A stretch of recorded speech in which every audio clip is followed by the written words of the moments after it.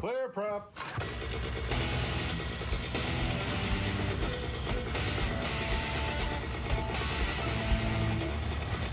Hey, hello everyone, Sean Symons, PPG Grandpa. Welcome to episode 43. Today we have a guest, Larry Korell. He's been flying for 15 years, but he has a lot of interesting things that he wants to talk about. This is actually a two-part, maybe even a three-part podcast, where we have our normal podcast, then we had our after show, and then we closed out our video podcast, and we ended up talking a lot about something else, which was quite interesting. So we kept that going. And then at the very end, Never Trust a Skinny Chef Shane and Brian Haybill Waller were over at Swanee, and they tried to do a live stream, but it didn't work out very well. But we do have about 19 or 20 minutes of that at the very end. So anyways, welcome to episode 43. My name is Sean Symons, and have a great day.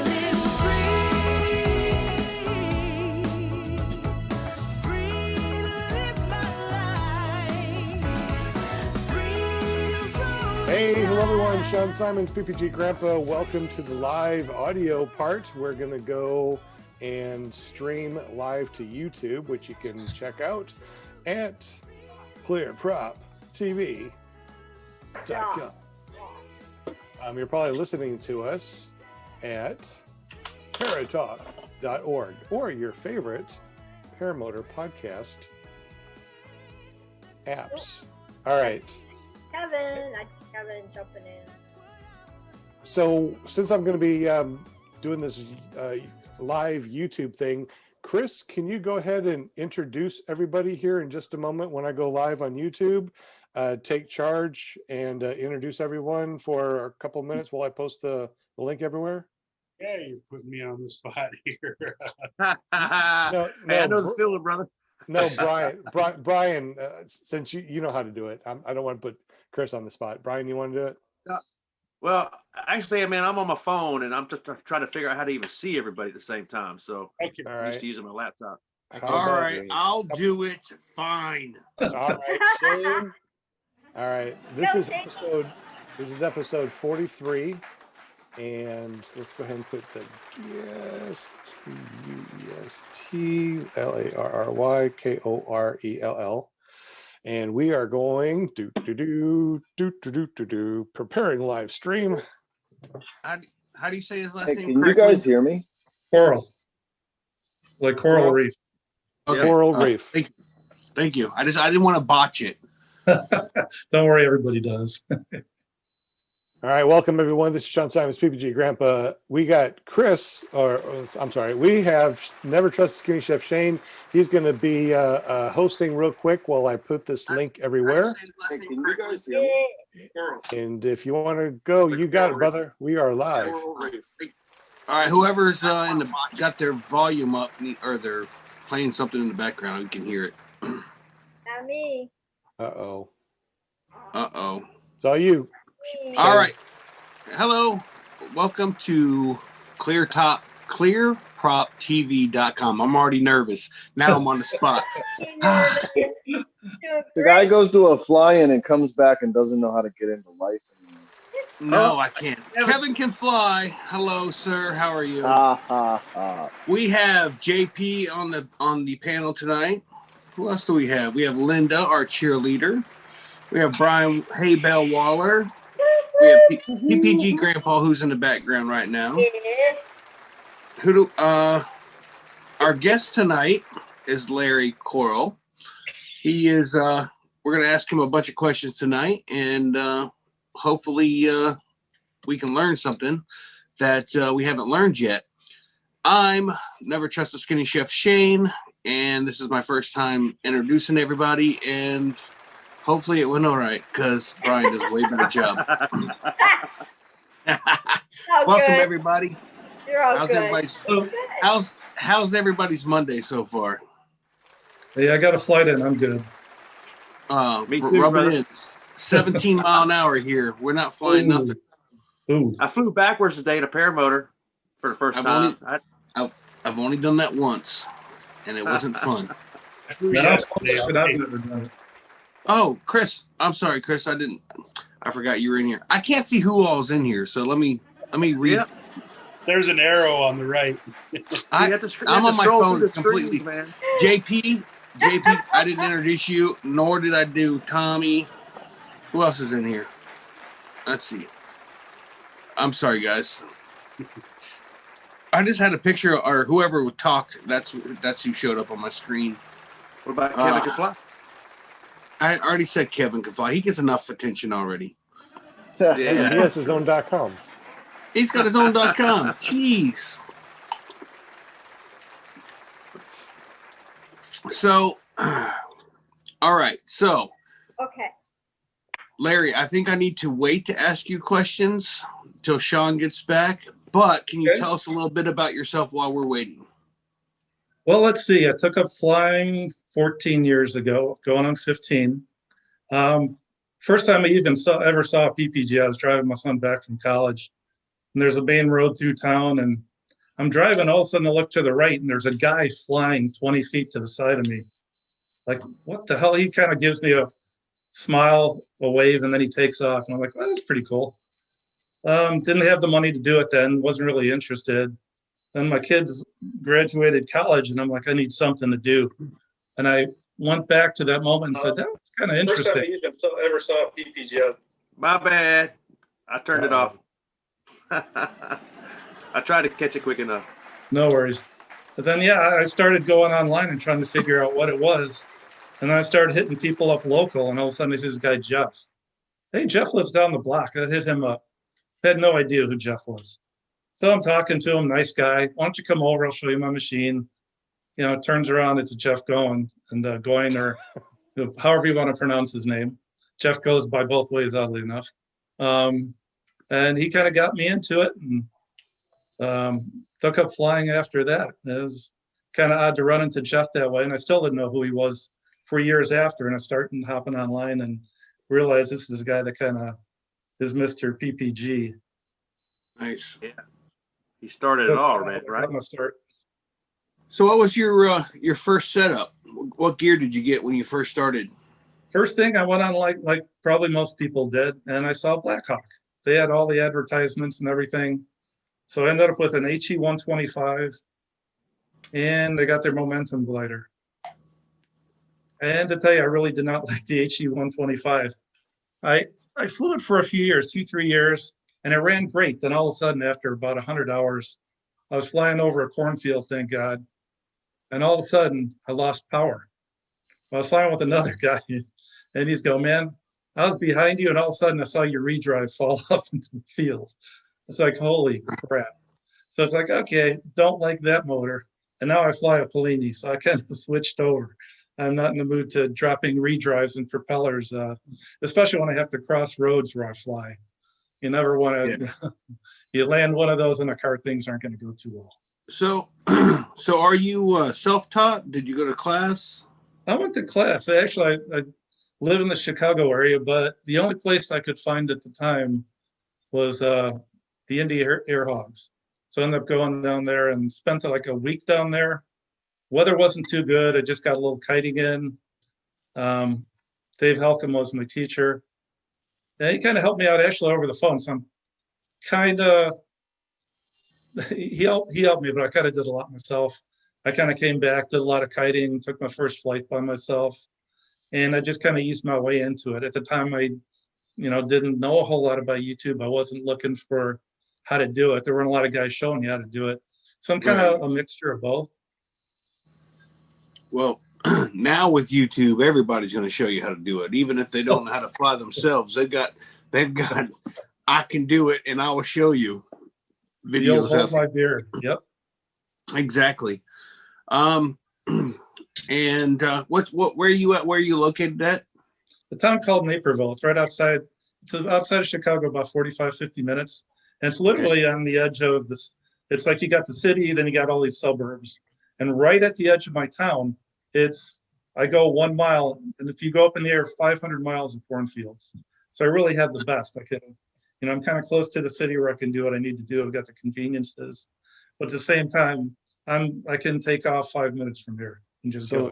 So I bet you can really do some serious foot dragging. Yeah, I've had bad luck with that. Yeah, kicking up rocks. You get a rock in the prop, it'll ruin your day. I mean, it's kind of fun for a while. We have a lot of sod farms out here, which is really nice. So if you're going to do foot dragging, we can do it on the sod farms. But, if you're not doing the sod farm, you're going to kick up a rock and ruin your day with the prop. Totally agree. I got about 100 hours of just foot dragging time, and let me tell you, I think I got it down pat. Thank you very much, Never Trust Skinny Chef Shane and Larry for doing a little behind the scenes, and I was able to put our link out there, so hopefully we'll get some more people. How many people we got going on right now? How many people we have in the chat? Right now, oops, go ahead. All right, we got 10 and I think 4 thumbs up. So we need some thumbs up, guys. We got 4 thumbs up, and how many people are watching? 10 people watching. Okay, hopefully we'll go up just a little bit more. Let's do a big shout out to the guys in the chat: Bill H, John Wayne, Dwayne Crow. And of course, Why is this not showing up on mine? Calvin Pewitt. What's up, guys? Hey. Welcome, everybody. Thank you, everyone that's watching us live stream. We really appreciate you. Let me go ahead and go through and introduce everybody. I know Skinny Chef Shane already did that. Let's go ahead and go through. We got Linda Anderson. Linda Anderson! We got our cheerleader. Welcome. Thank you so much for being our cheerleader. Absolutely. If you want to be on our show, Linda usually will reach out to you, or you can reach out to her because she is our PR person. We have Never Trust the Skinny Chef Shane. Not only is he our funny guy, but he's also a host.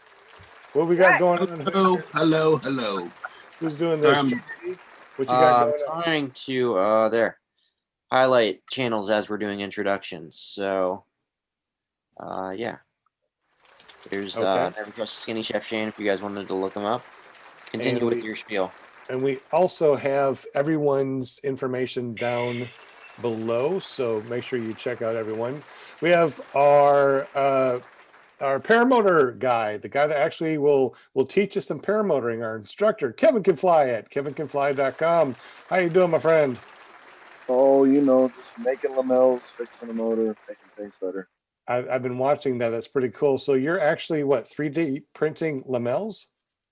Yeah, I have a friend of mine who's a CAD designer, and he did the rough CAD sketch up for some lamels for me.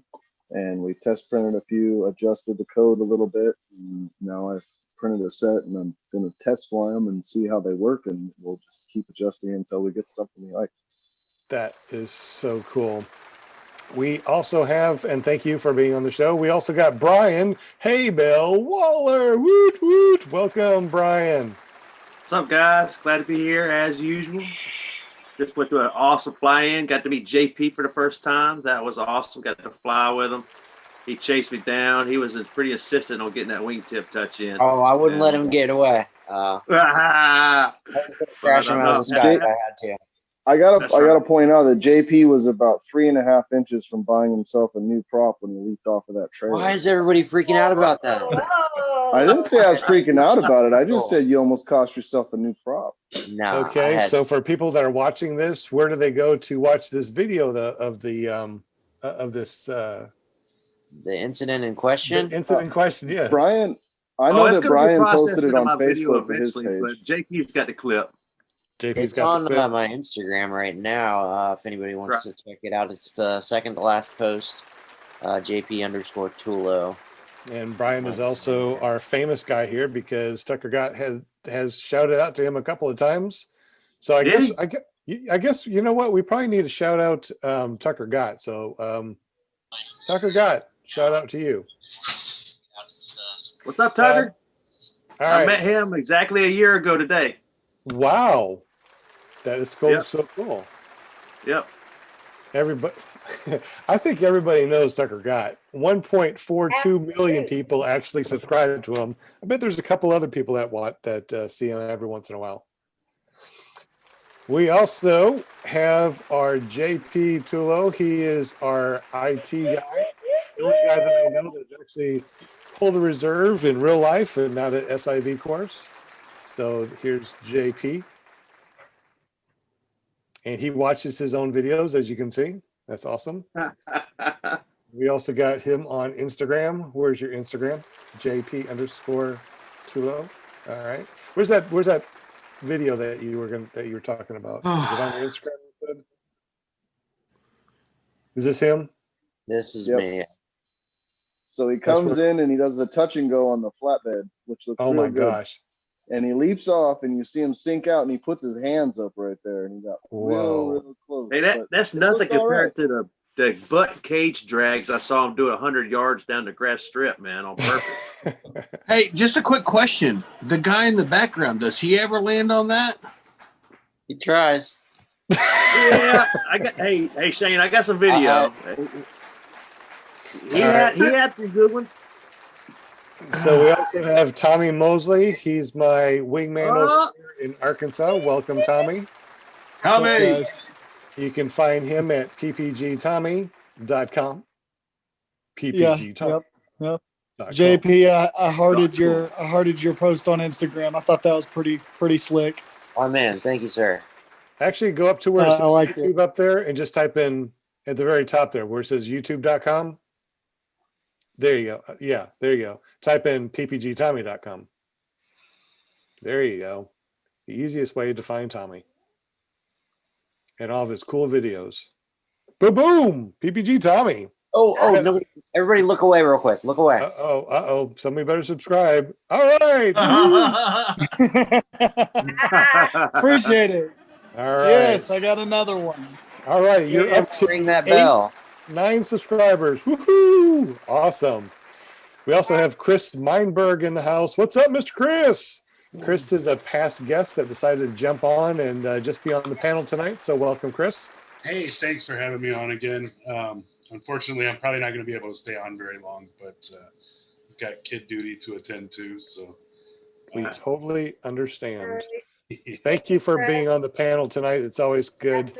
And of course, the man of the hour, the person that we all came here to talk about or talk to, Larry Korell. What's up, man? Hey, how's it going?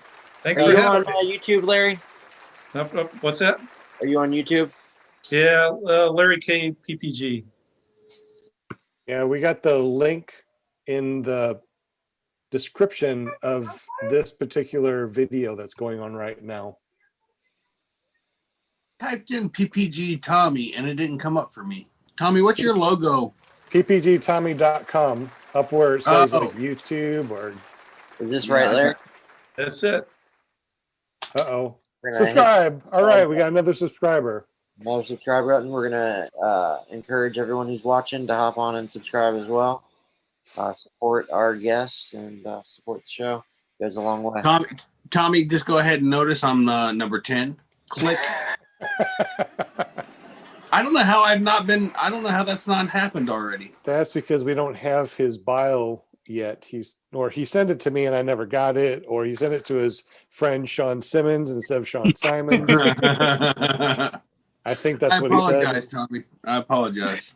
He's like an 86-year-old. He's like an 86-year-old dentist. I know he's confused right now. So what are we watching right now? An airplane flying in front of someone? Yeah, there's an airplane flying in front of me. I like to do. We have tons of airplanes, helicopters. God, we spend more time avoiding stuff than trying to get somewhere. Now, I know that you've been flying for about 15 years so far. Now, you've been flying PPG for 15 years? Yep, that's all I got. Oh, so when you first started, you started when there was just what, maybe that guy with the flat top thing and the heavy round things, the captain guy, or those are the only two people that were really doing it 15 years ago, right? Oh, Jeff Goyne. That's who got me into it.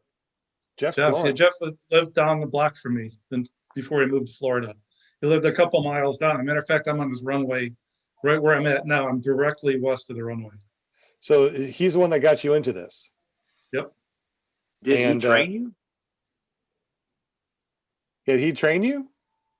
No, I was saying, I was taking my kid to college one day and I was driving home on, there's a fairly sizable road that divides where I live.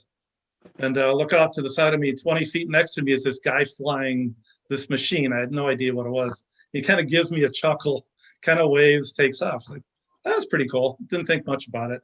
4 years later, my kid graduates. I'm like, I need a hobby.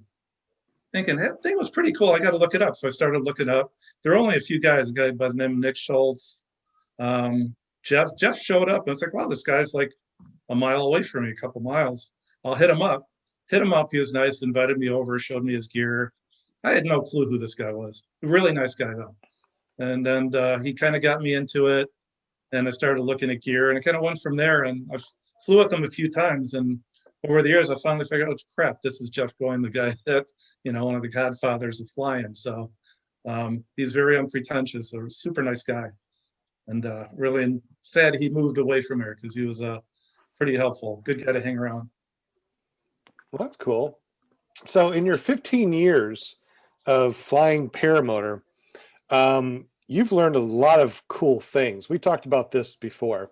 Now, as we look on your YouTube channel, you really don't do a lot of YouTubing. You don't do a lot of video because you just go up and fly around, have a good time, and you don't really care about it or care about video? Actually, I do, because there are people, it's funny, where I live, out of the 100 people that you'll see when you're flying that are non-flyers, 99 of those people will love you. There's going to be one guy that doesn't want you around. So I literally video everything I do. The problem is I see the same thing. If I have a video that has an airplane fly by, or I've got another one where a helicopter flies literally right next to me. A guy owns his own helicopter, and he didn't realize not to fly next to me. So I kind of duck out of the way, but he's 30 feet away. Stuff like that I'll put up there. I really do it just so I can prove to people, hey, I'm not flying over houses. I'm not flying over, your property, stuff like that. So I do have it. I do keep it. But, a lot of guys put really cool stuff out. You got Tucker Gott. I've got a bunch of you guys that put neat stuff out, doing wing overs. I'm pretty plain vanilla.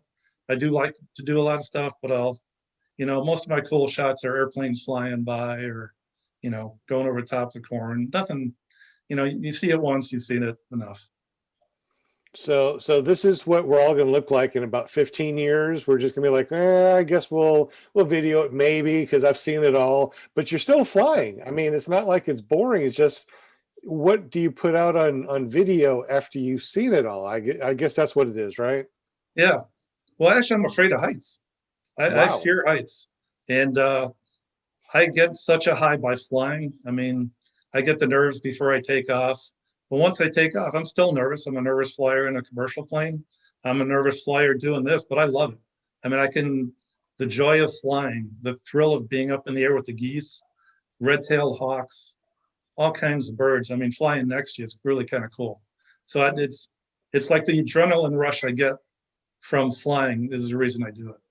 It never gets old. The fear doesn't go away. Exactly. Well, that's cool. I mean, I wonder how many people out there. You on that, man. What's that? I said I could totally sympathize with you on that, Larry. I'm afraid of heights. I have been since I was a kid, and I think it's conquering that fear, getting up there, and just go for it. Exactly. I don't think there's anybody that's not afraid of heights. I think everybody's afraid of heights, whether they want to admit it or not. Or afraid of heights, or afraid of falling from heights, because well, just heights in general, falling, like being high, whatever. I just think natural human ability is not to fly. Our natural human ability is to fall like a stone. So I don't know. I after taking those SIV courses, and knowing that I got this above my head, and knowing that I got a reserve, I'm just not afraid of falling out of the sky. So you like to go up there and totally collapse your wing and fall to the earth, man. No, I don't like to fall to the earth, but I do enjoy the SIV courses because I know that it takes a lot to collapse, and if it does collapse, I know what to do to get the collapse out and fly away. So I just don't feel afraid. Which reminds me, have you ever taken an SIV course? I have not. I don't think I have the guts to do it, to be honest. I mean, I totally get the reason you'd want to take one. I think it's great. I think it's a great way to learn your wing, like you said, where the limits are of the wing, especially if you run into air like that. We typically, when I fly, I don't hang around air like that. It'll be 5 to 10 mile an hour winds, pretty stable up through the atmosphere. The only thing we run into by Lake Michigan, we get gust fronts off the lake. That's something you probably wouldn't think of. And we'll be up there flying. And luckily I have an app. I'm trying to know what the name of this app is. It's a running radar scope, I think it's called. I got radar scope. Yes. Yeah. And the reason I have it is not for the rains that are coming. If a rain, that's forecasted. It's the stuff that comes off the lake. If we get an easterly wind, it'll kick, and all of a sudden in 10 minutes, you get a gust from 35, 40 miles an hour that'll go from Lake Michigan all the way out by me. And you don't want to be in it. I've gotten caught in them before. And that was kind of my own personal SIV course.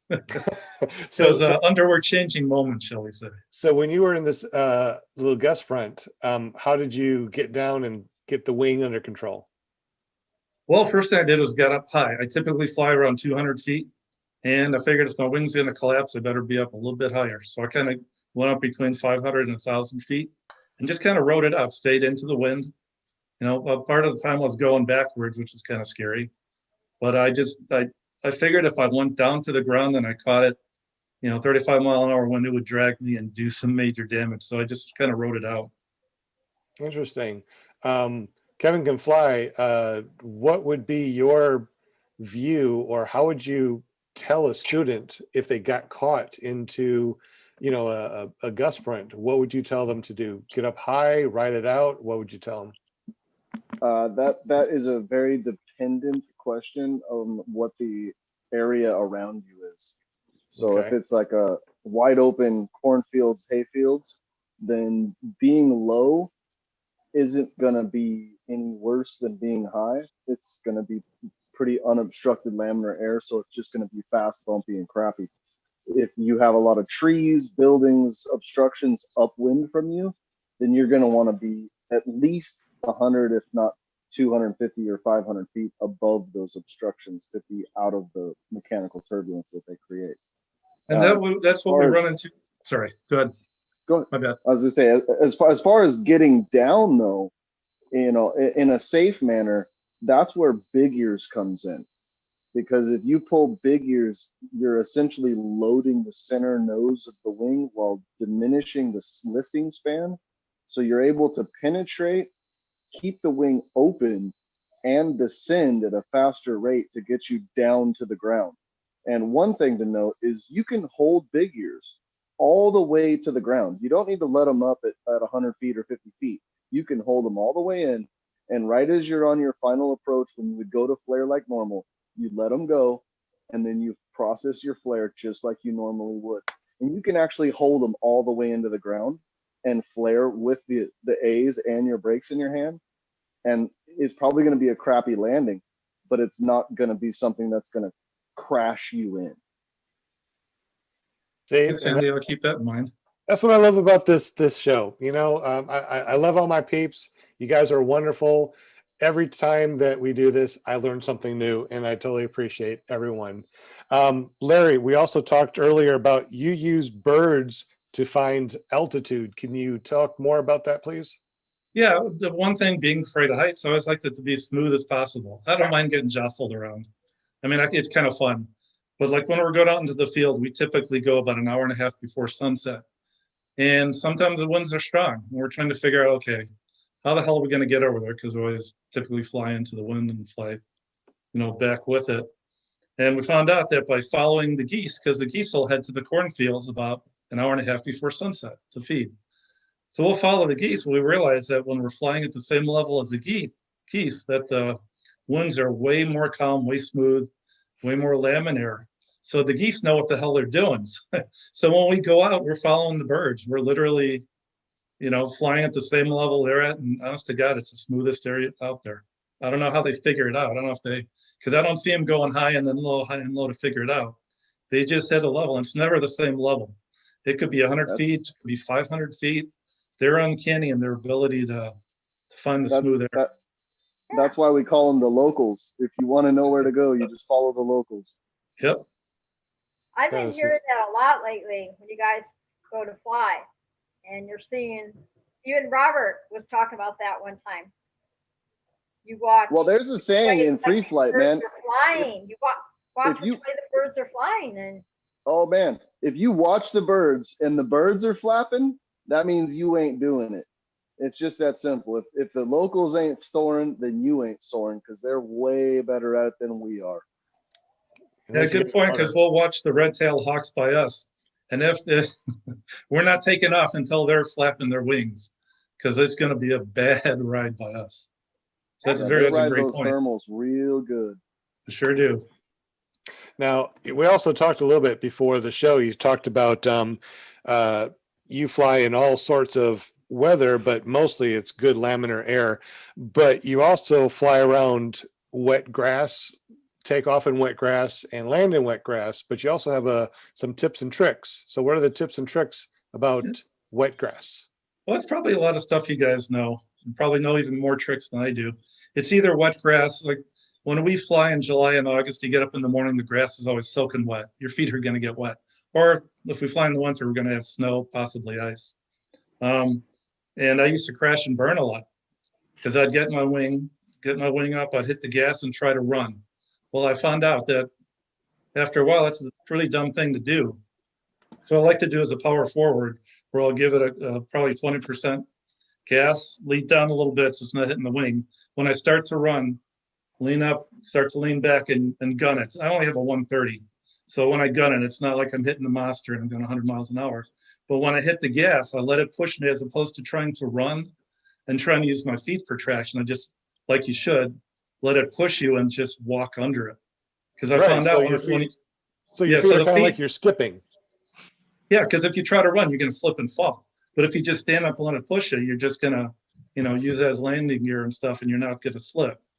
So it's kind of the same thing on landing, where we'll come in, and I like to do a slide landing, because I found out when I would come in and do a regular landing, I would come up and start to drop, and I'd drop and I'd lose my footing and fall. So now if I do a slide landing, I'll just slide it all out, and it's way easier, and I tend not to fall that way. Interesting. So when you come in, do you normally come in and you go, you normally come in and go up and then land like that? Well, in a typical landing, yeah, but on wet grass, no, I'll just come in. I'll just feel the brakes a little bit so I kind of know where they're at. And then just as I'm about to touch the ground, I just give enough so I can kind of just keep gliding along the ground and slowly let off to give the weight. And right at the end, I just give it, full brakes at the end when I'm about to stop. Okay. Real quick, panel. When you land, do you come in like this, go up, and then drop? Or how do y'all land? Only when I pull too much brake too quick. I had my hand up earlier for a question, but I'll get back to this question. Red-tailed hawks, I look for them everywhere and all the time. Those are my favorite birds. Me too. Of predator birds. As for landing, I come in. I don't elevate when it's even. I come in almost level with the ground and then flare just as I get sink. So it's kind of even, if you will. I don't rise up with my flares. At least I don't think I do. Brian? I don't know if I do. I feel it's all smooth. It's all just come in level, and then as you get that last little bit of sink, you just kind of flare, and that's it. Oh, I definitely struggle with that. One of my runways at home is downhill, and if you're coming in, hit a little sink, you flare a little too early, I've dropped from 5 feet before and recovered it, but that's something that you kind of just got to get a feel for. And when you're dealing with a little bit of sink, you have to get used to coming in with a little bit of power. But I'm still a new pilot. Me too. Yeah, I use an advanced technique. I come in with power and I basically foot drag in and start slowing up and stalling the wing right about to the point where you just walk away almost.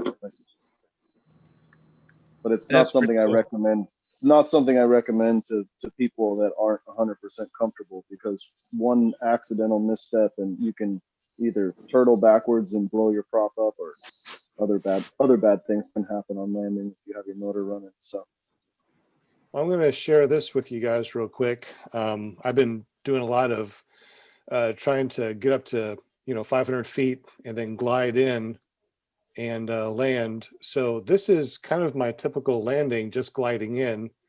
Instead of raising up and dropping, I kind of just slide in and then stand up. So I'm not actually, rising up and down. Is that about what you normally do, Larry? Something like this, or do you actually raise up and drop? No, I don't raise up. Pretty much what you're doing, except the grass is usually pretty wet, and if we're on ice or snow, and we're just sliding for 20, 30 feet, but pretty much that.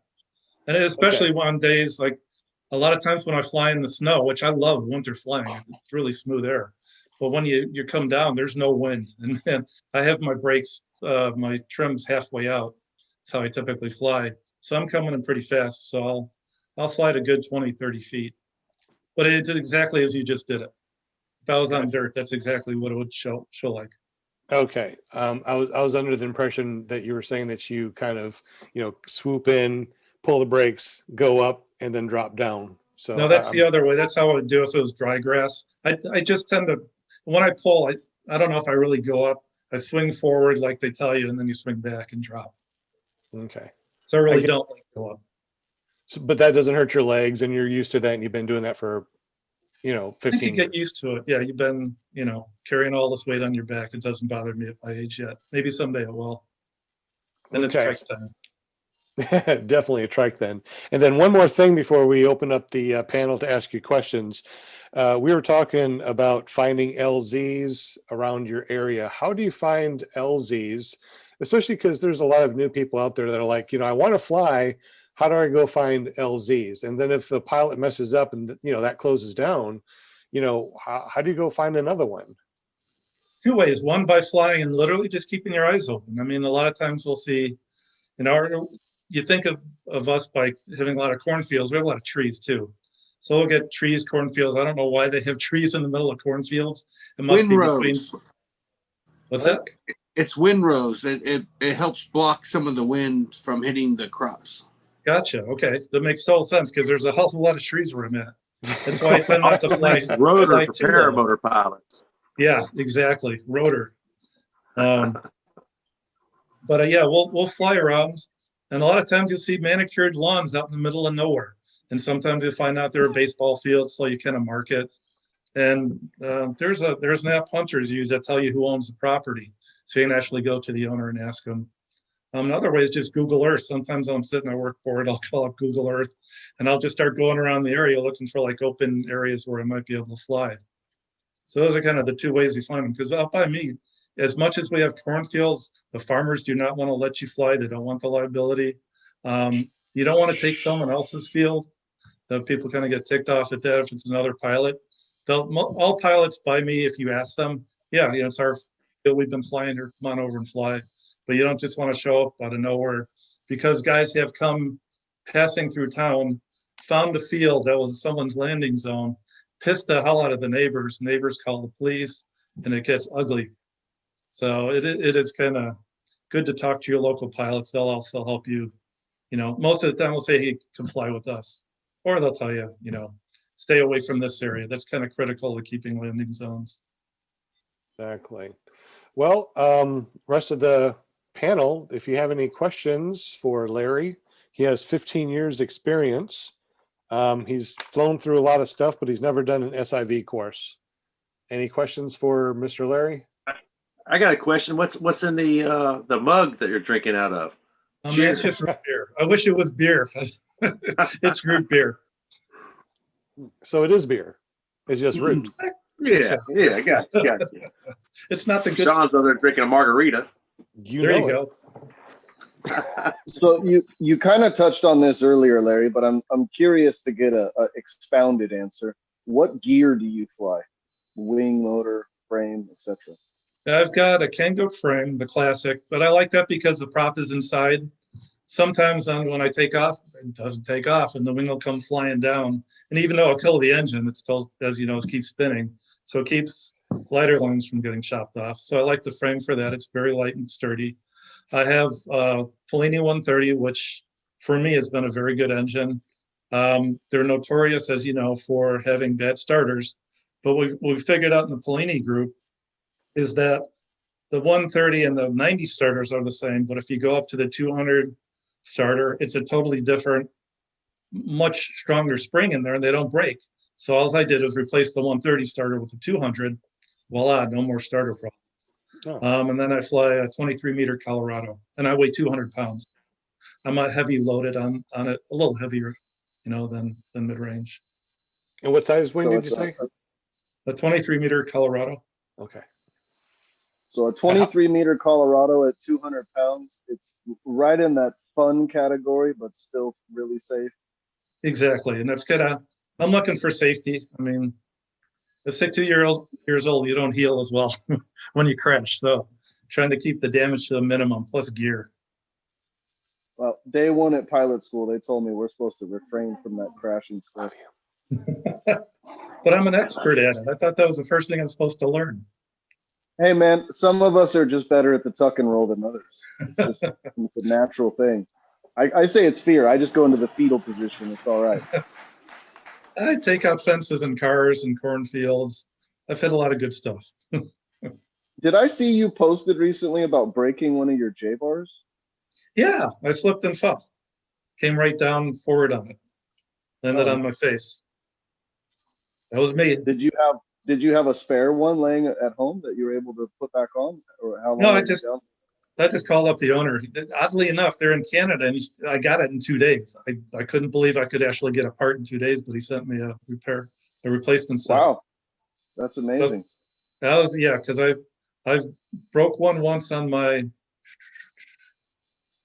Blackhawk, and that took a good 2 weeks, 3 weeks to get, which is a bummer because, usually I break stuff because the weather's good because everybody else is out flying. And instead of flying, I'm sitting there waiting for my gear to get fixed, which is, heartbreaking when your buddies are out flying having a good time. Oh, yeah. So in 14 years, have you just owned the 2 machines or have you owned more machines than that? Let's see, I've got a Polini 130 that's 500 hours. That's my backup. I've got one that's got 100 hours on it. That's the one I typically fly. Before that, I had an H&E motor, which was utter crap. It really was. I hate to say it, but I had bad luck with it. I was telling the guys before you came on, I switched over to the Polini because I was flying with one of the guys and I was coming back. And it's about 500 feet up, about to cross the road. And all of a sudden I heard zing, and you could just tell the motor stopped. Well, the motor didn't stop. The redrive fell off. Literally fell off into a cornfield. And yeah, now, after that, I'm curious. I gotta interrupt you at this point because I have to ask: was this due to a mechanical failure, like i.e., a bolt's broken, or was this an oversight and we forgot to check the torque or something? No, it was the bolt actually broke. Okay. And which is the weird part because I'm thinking, okay, what's going to cause a bolt to break? It's a redrive. What's going to cause vibration? I just had a new prop put on. I literally just got the new prop. I made sure the prop was balanced, so it wasn't vibration from the prop. I checked the bolts before I took off, and it just snapped off. The motor was about 3 years old, but I wouldn't think an M8 bolt would snap. It did. So I really don't know why. I have no explanation. Sure. I'm just curious to understand the failure is all. Yeah, I wish I knew. I honestly wish I could have found out, but that kind of soured me because I'm thinking, okay, if I would have crossed this road and this thing would have fallen on a car, that would have been really ugly. So I figured if I got a Polini, the redrive is kind of part of the motor. It doesn't bolt on. So I figured I'd at least be safe that way. Kind of my logic, and it was a good engine.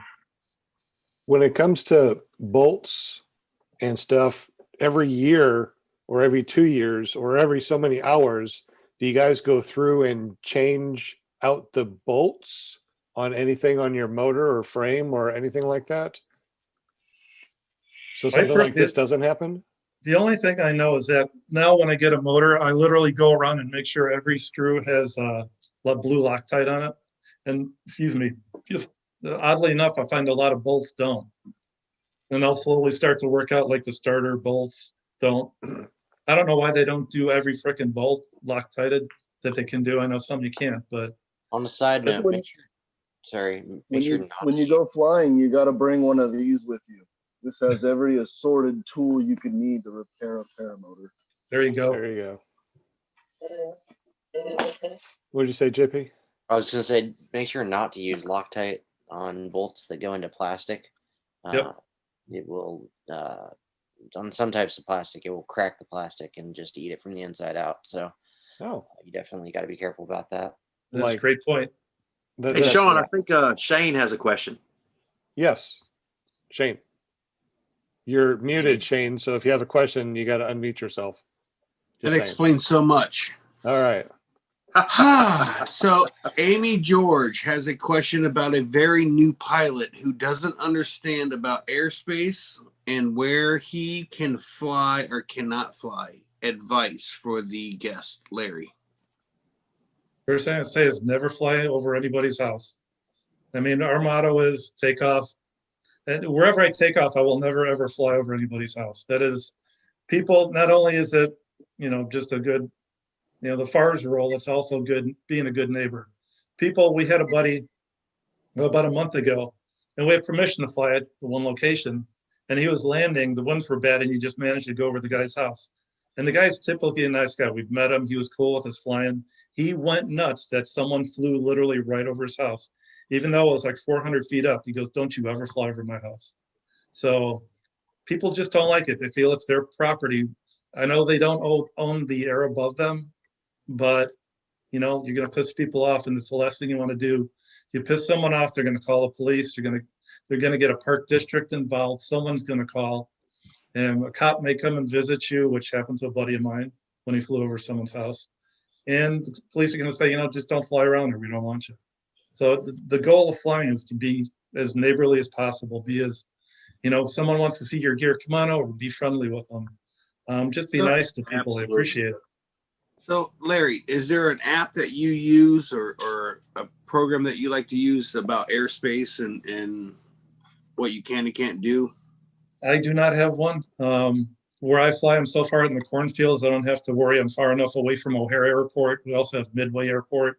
The smaller airports are literally just some guy's backyard for an airport. So I don't have to deal with the airspace. I don't fly up in the clouds. I don't, my typical flight is between, right over the top of the corn to 500 feet.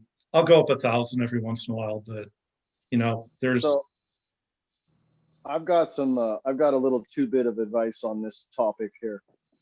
Everybody who has the ability with a smartphone or a laptop to get onto Amazon.com for about $12 can order up the FAA sectional chart for their local area.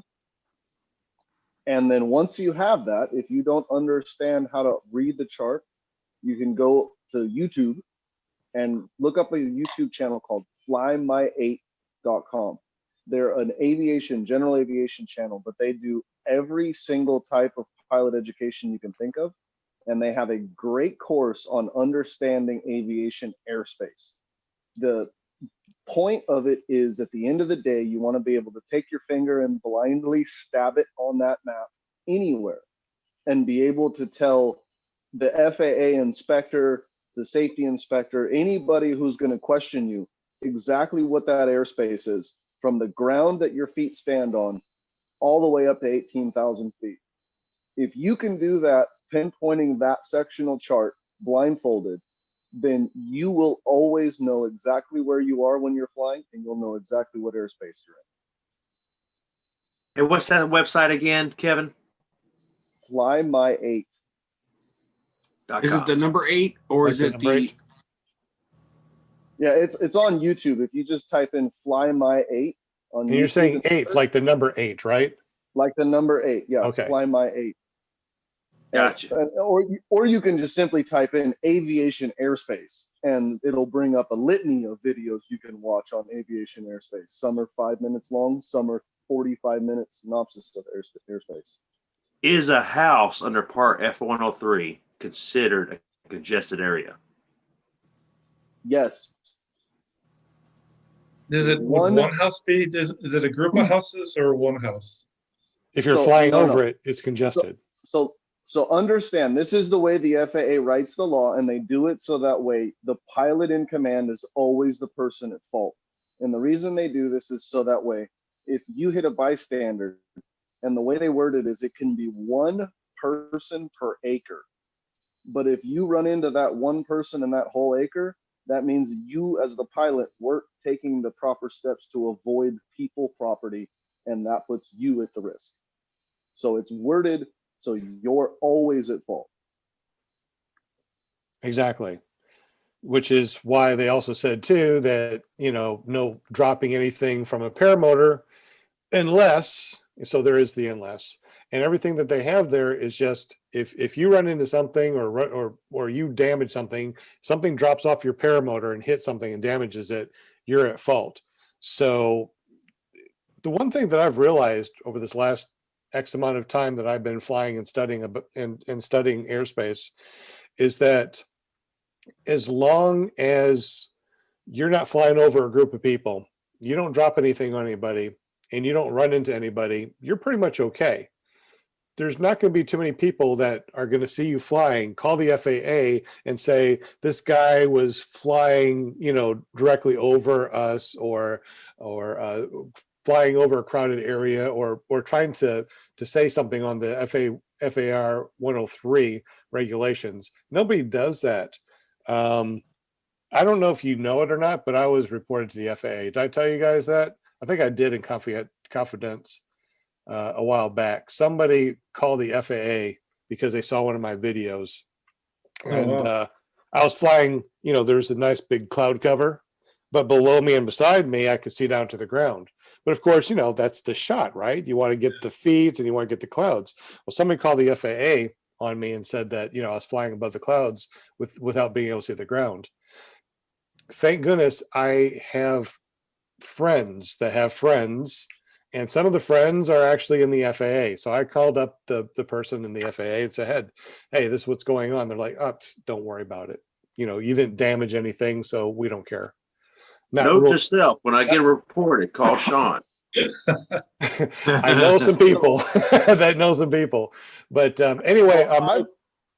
I've been reported a couple of times, and I can tell you that the way to go about when the FAA contacts you, be as open and transparent as you can, and be willing, whether it's by false identification or whether you actually are genuine, be willing to educate yourself and be willing to be humble. If you do those things, you probably will almost always avoid problems, tickets, court, etc. If you want to argue that you know that you were smart, that you didn't, whatever, that argument, that attitude and demeanor will almost always create a summons for you. So just try to be humble. Very good advice, Kevin. That's the best advice you give. They're not there to shut you down. So don't think of the FAA as being bad guys. They're just there to make sure that what we're doing is safe. And that's the key word, is safety. Yes. So if you're not being safe and they can educate you or get you to practice better procedures and better safety, then you're going to walk out of it a better pilot. If you want to argue with them and tell them how you know something, they might educate you the hard way. Exactly. And what's the number one rule for paramotor pilots? Don't be a dick. So, be bad. Right. Be bad. So, and that's, you know, that's a life lesson. That's a life law. You know, don't be a dick in life. Don't be a dick in a paramotor. You know, it's kind of the golden rule, man. Treat others like you want to be treated. Exactly. Yeah. Exactly. Real quick, Larry, what I do is I use Skyfly High on the app. On Skyfly High, it has all of the different airspace. One of the things that you can do is you can actually see all the different airspace. This is my Skyfly High. I can see all the airspace. If I tap it on the airspace, it'll actually pop up and show you, you know, what the airspace is. If it is airspace, if there is not any airspace, what is it from the ground up, you know, or above? So, I mean, and it'll actually show you as you're flying in a 2D mode and a 3D mode will show you where you're flying within this level. So, you know, it's like airspace up to 4,300, and then there's something above it. You can actually see yourself in 3D. Oh, that's really cool. Yeah, it is Fly Sky High. The only app that I fly with, except for PPGPS. It'll give you a warning too when you're approaching airspace. Yes. Absolutely. John Wayne's in the house. Welcome, John Wayne. Yeah. Right, hey, John. Didn't mean to jump in, guys. That's just the only way I could get on here and see y'all. No problem. Jump on. Enjoy, because that's what this is all about. Wow, we're almost up to 8 o'clock. Guys, do we have any more questions for Larry from the chat or from you guys? Any questions in the chat? I can't see it from here. I have not seen any. John Wayne was talking about the Skyfly High, which I use as well. Sorry. You okay, bud? Got that COVID? I got the corona. I got a little bit of lime in my throat. Uh-oh. He put the lime in his coconut and shook it all up. Yeah. Exactly. Anyways, I as well use Fly Sky High only because it tracks literally your GPS at altitude, your coordinates on the ground, and if anybody ever says you did this or you did that, you can pull it up and show exactly when and where, which is almost as good as video. Exactly. Yeah. Actually better because it can show you on the ground. And I don't know if you know it or not, but it also will track your flight, and you can have it go over to, is it livetrack24.com? Is that the right one? I think it is. Yeah. so. Livetrack24. So you can have your friends and family that know that you're going to go out. They go to Livetrack24. They go to your name, and it will actually show them where you're flying. And there's a 3D mode, so you can actually see it in 3D mode where you're flying and how fast you're going and stuff like that. It's pretty neat. It also has shadows. What's that? That's pretty cool. It's like, hey, where'd Dad go down? I don't see him on radar.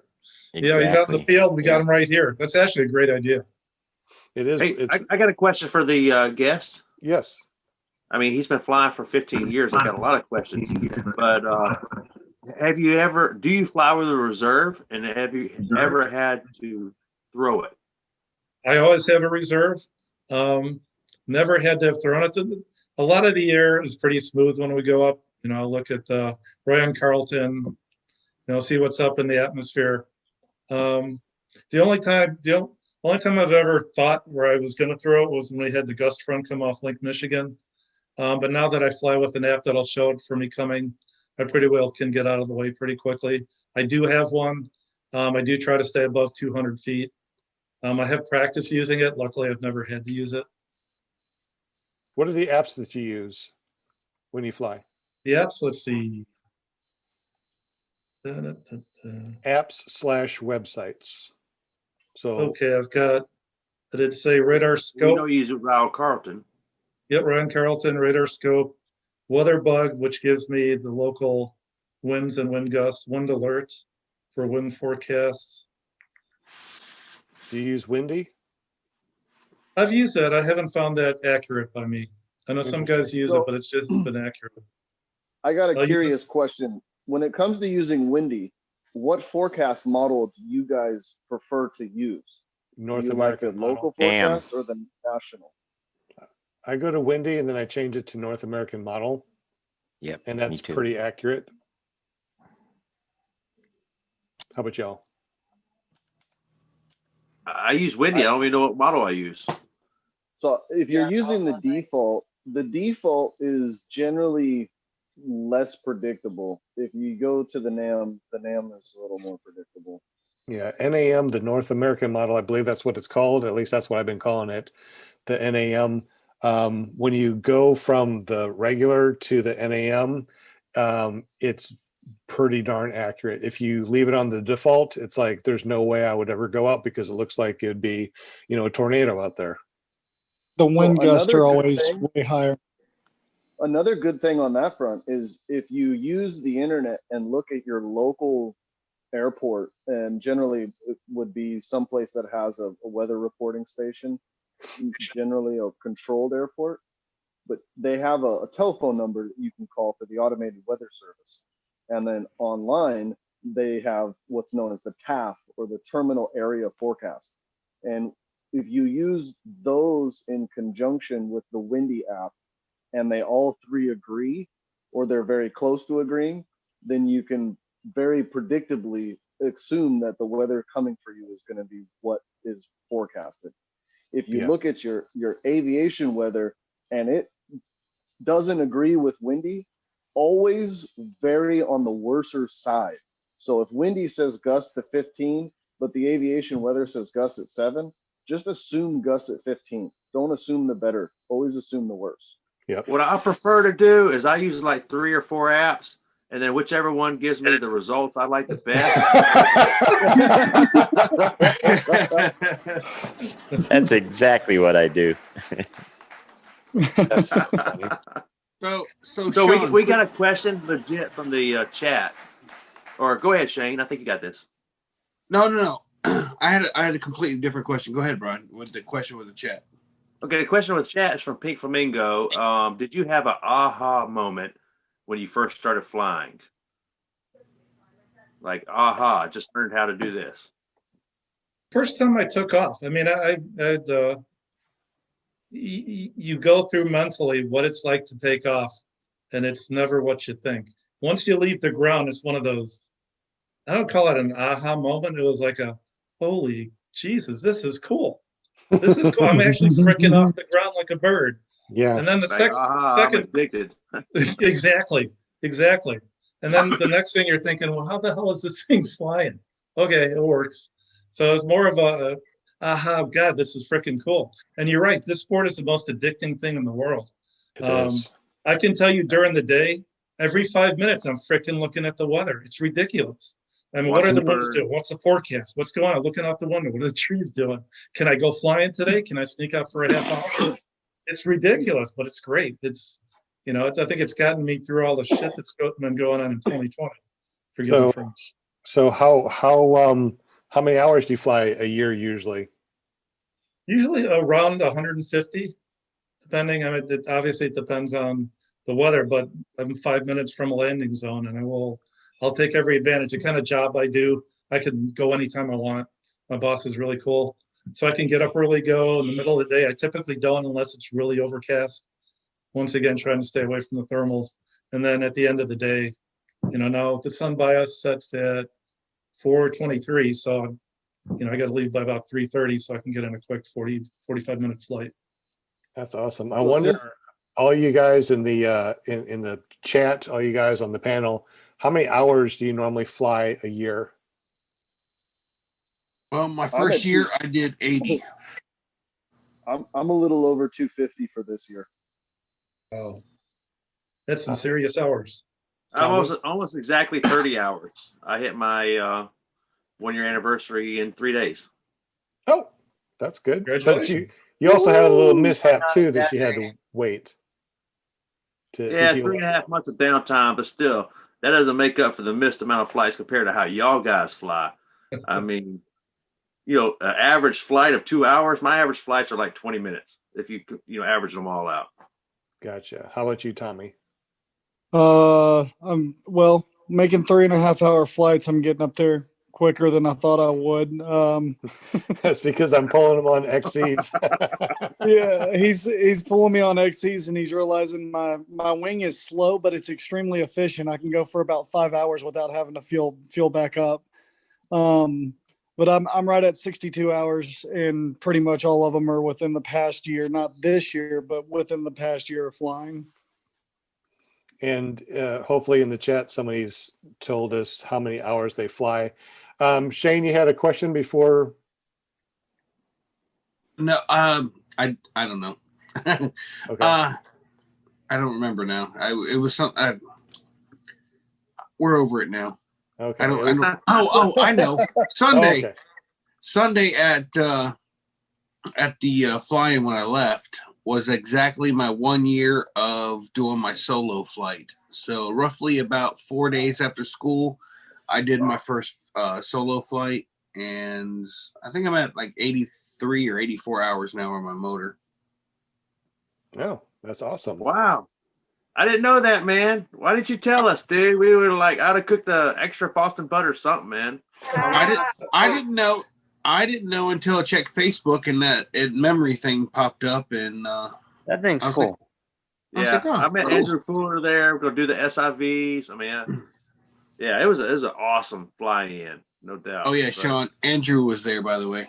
Oh, I think I just heard. I hope you all said hi for me. Let me know that I was like, wish I was there. And Andrew was a whole different person, a different creature, if you will, at the fly-in. Him and I couldn't get away from him. He just kept chatting me up. I was just like, oh man.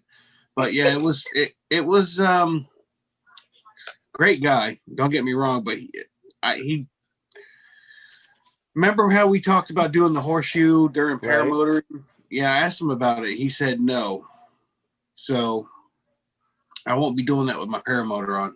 I won't be ever doing that. I might when I try a new. I might try a new wing or something in the future and try it, but not with this gin. Man, I try to tell you guys, the shit you pull in SIV is not the stuff you go out and do on a normal everyday flying.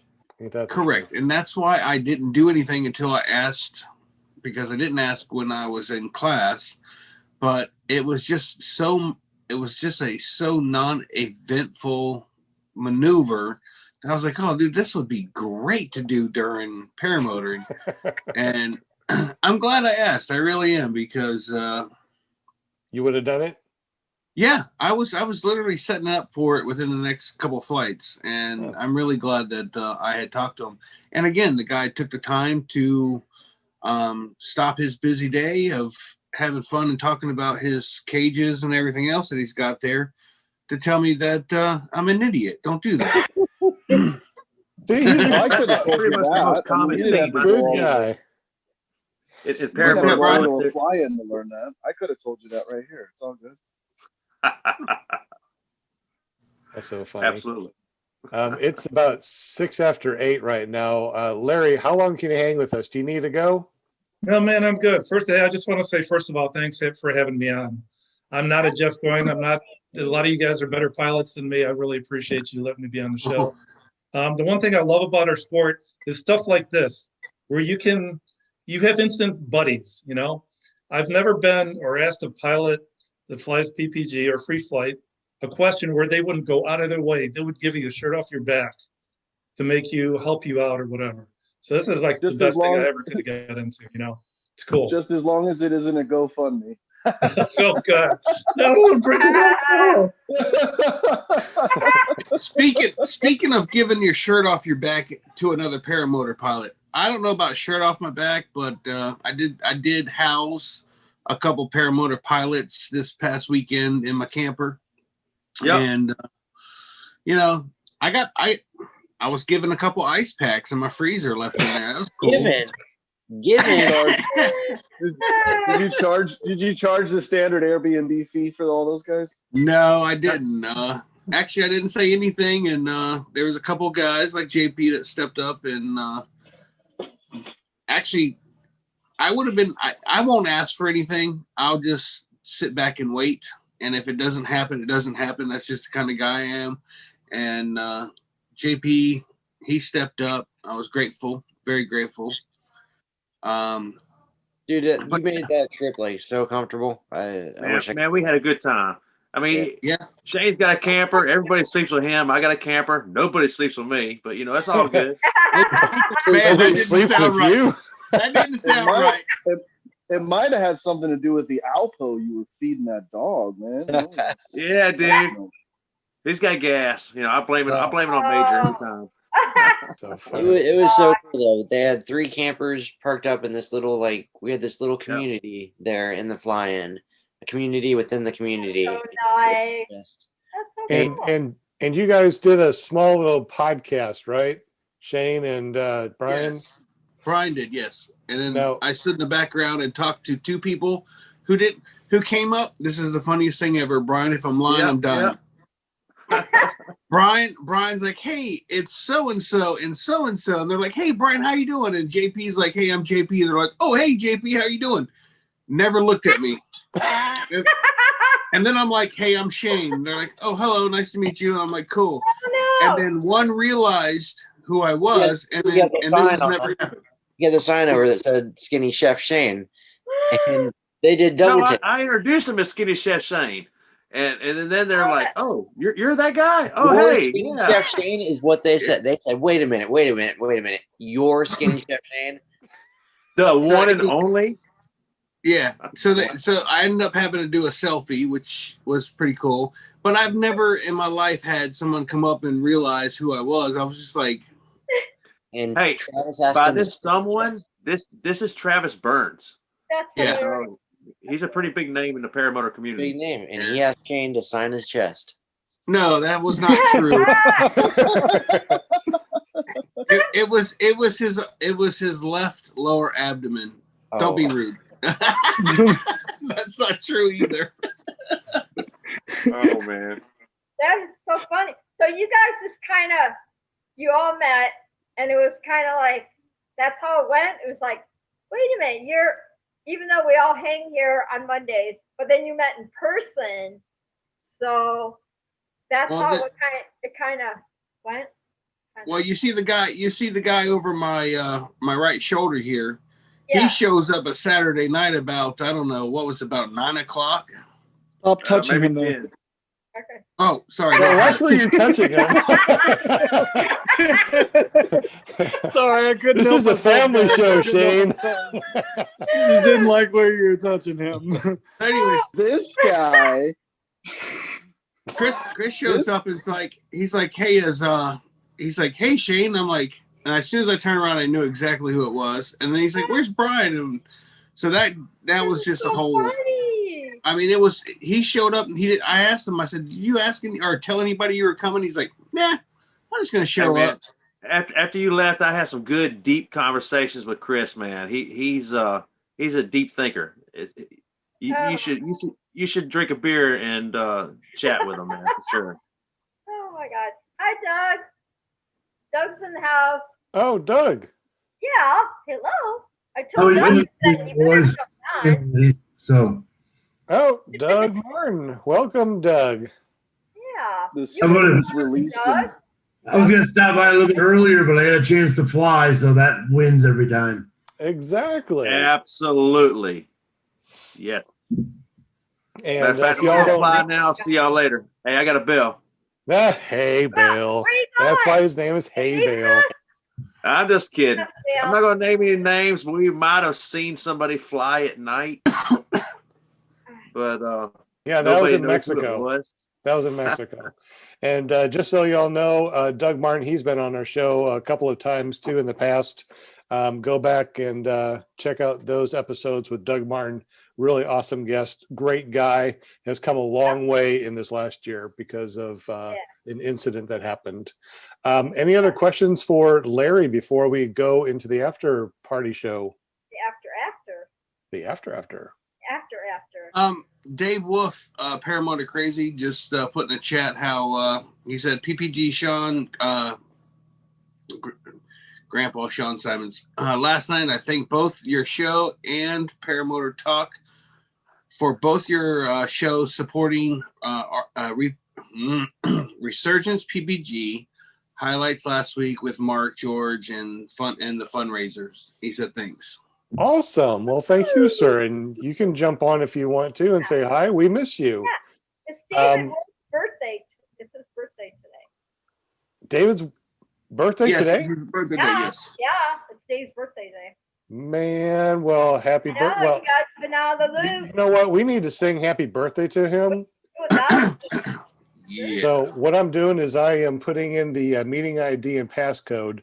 Let's go ahead and get David on here so we can all sing happy birthday to him. Yeah. I do have a question for our guest. Yes, Tommy.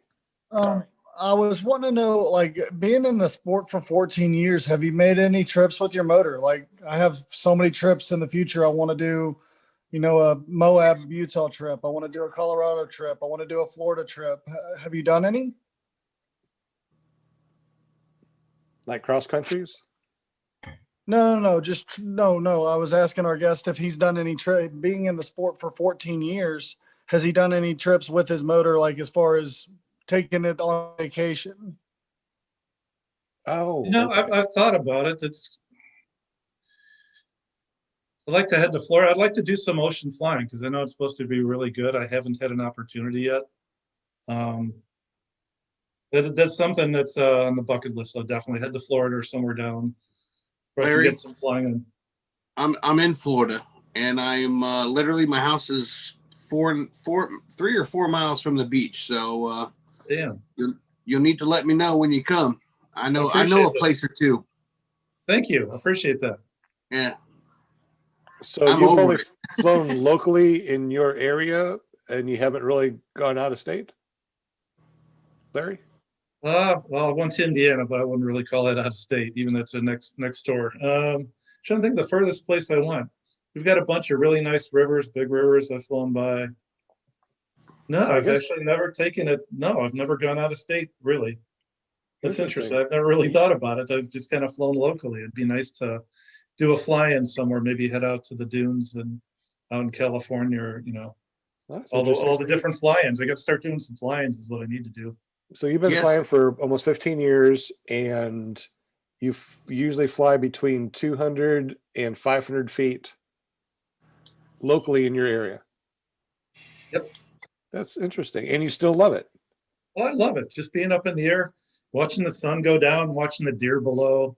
We've got turkeys, pheasants, red-tailed hawks, owls, the deer. What else? We got coyotes. We actually had a bobcat out here once. There was a bear out here once. So the stuff you'll see if you just really look when I you're got up in the sky, it's really cool. I got So I sprayed love by it. a skunk. Does that count? Tommy was out there. I was doing some foot dragging. A little skunk went. Psh, and I'm like, what the hell? Oh, that story stunk. Yeah, sure did. Anyways, guys, I got the meeting ID and the passcode in the chat. You guys are more than welcome to jump on. We're going to continue streaming until about 9 o'clock on the after party. And then we're going to cut stream at 9 and have the private after party if everybody's still here. Hopefully everybody's still here. If you want to jump on and ask Larry some questions face to face, Zoom to Zoom, that's a way to do it too. Yes, still. Oh, yes. Everybody, thumbs up. We're going to do a screenshot. Oh, A thumbnail. oh, Our thumbnails. Everybody cheese. that's 1, what you mean. 2, 3. Okay. Wait, Linda. no, we gotta redo it. Oh, John just came back on. He There's goes, always "Oh, one." If you're going to be doing a thumbnail, go ahead. Okay, do it again. All right. Cheese. You ready? Just kidding. This. Wait for it. Wait for it. I'm trying to. I think it's Hurry up. Did you do it?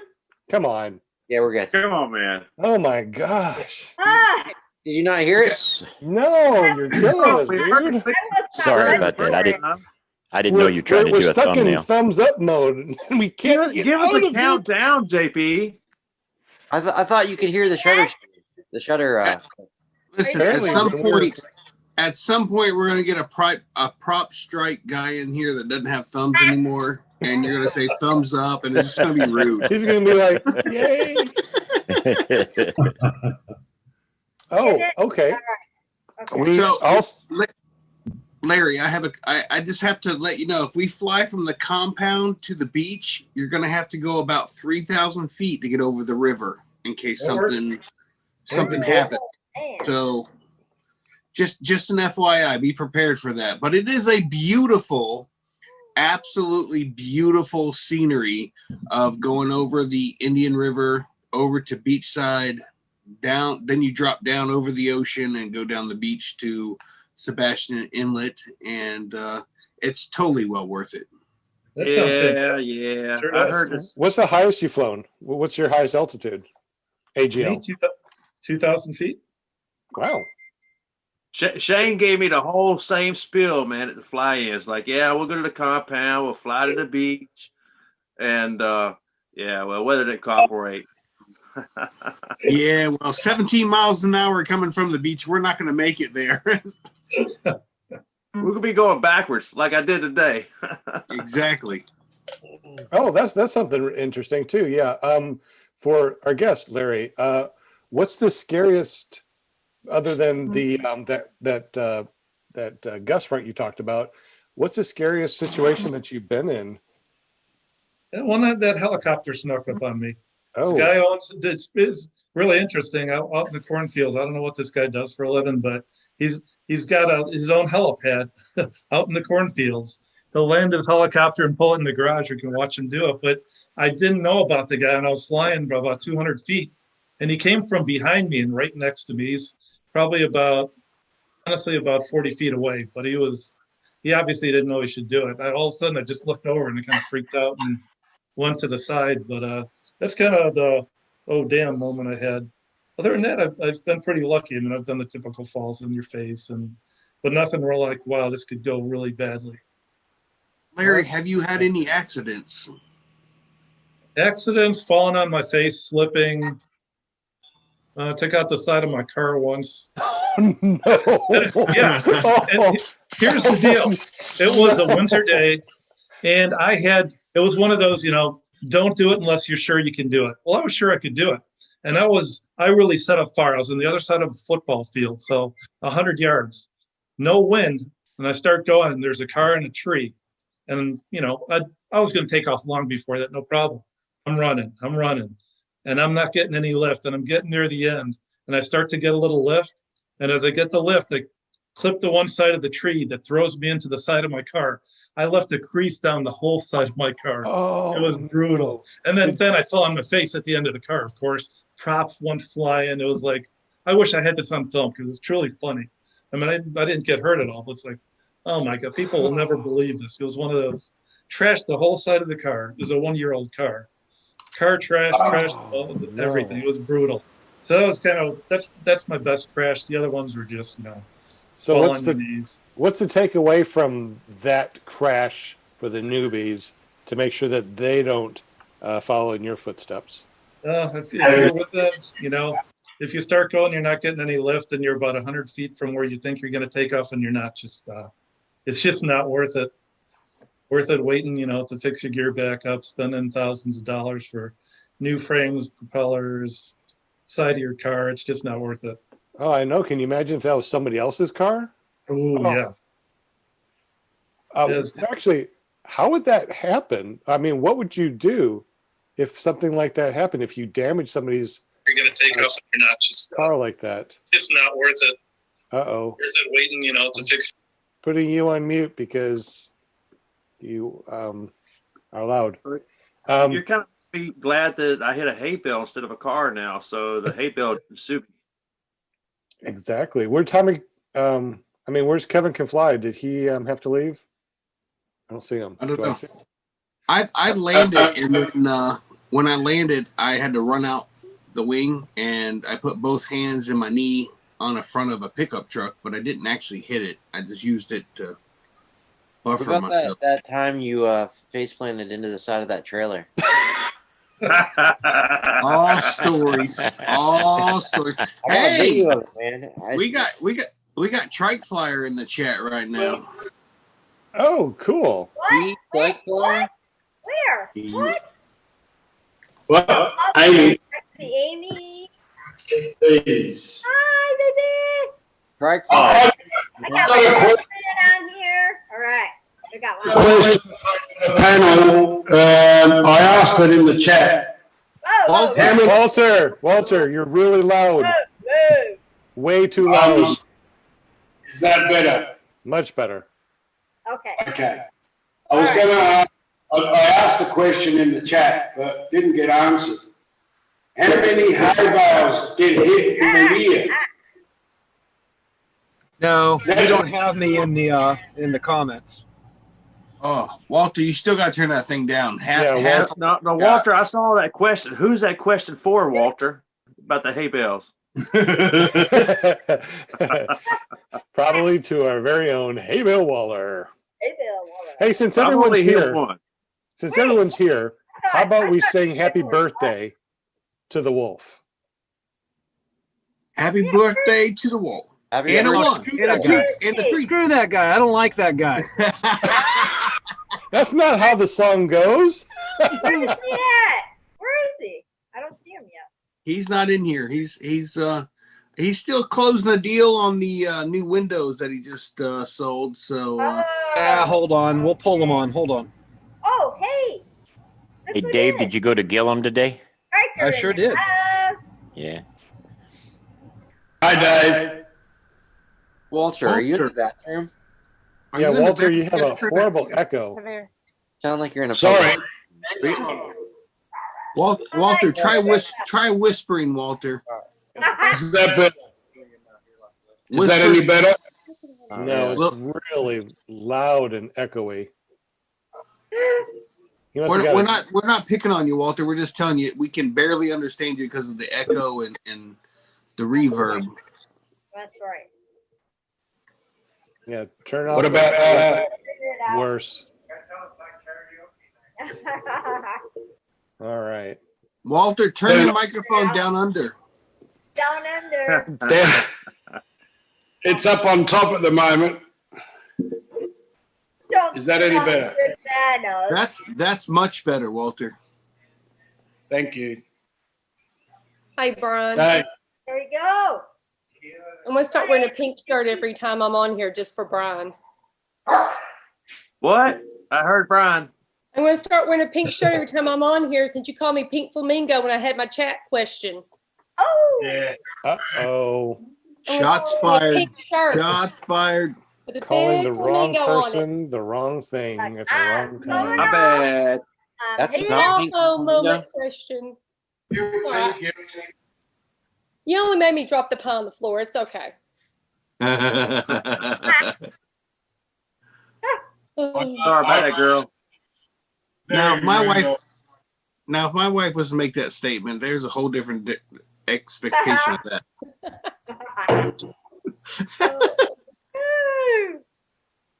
Yeah, I still need, since you're feeling better and you're negative, I still need the information for the pies. Yes, thank you for reminding me. I do have the list right here. You've laid in bed for how many days? You ain't done nothing. Man, I was not feeling it, man. I was not feeling it at all. But after some of that CBD oil from Smoky Meds, so shout out to Brooke. I feel so much better.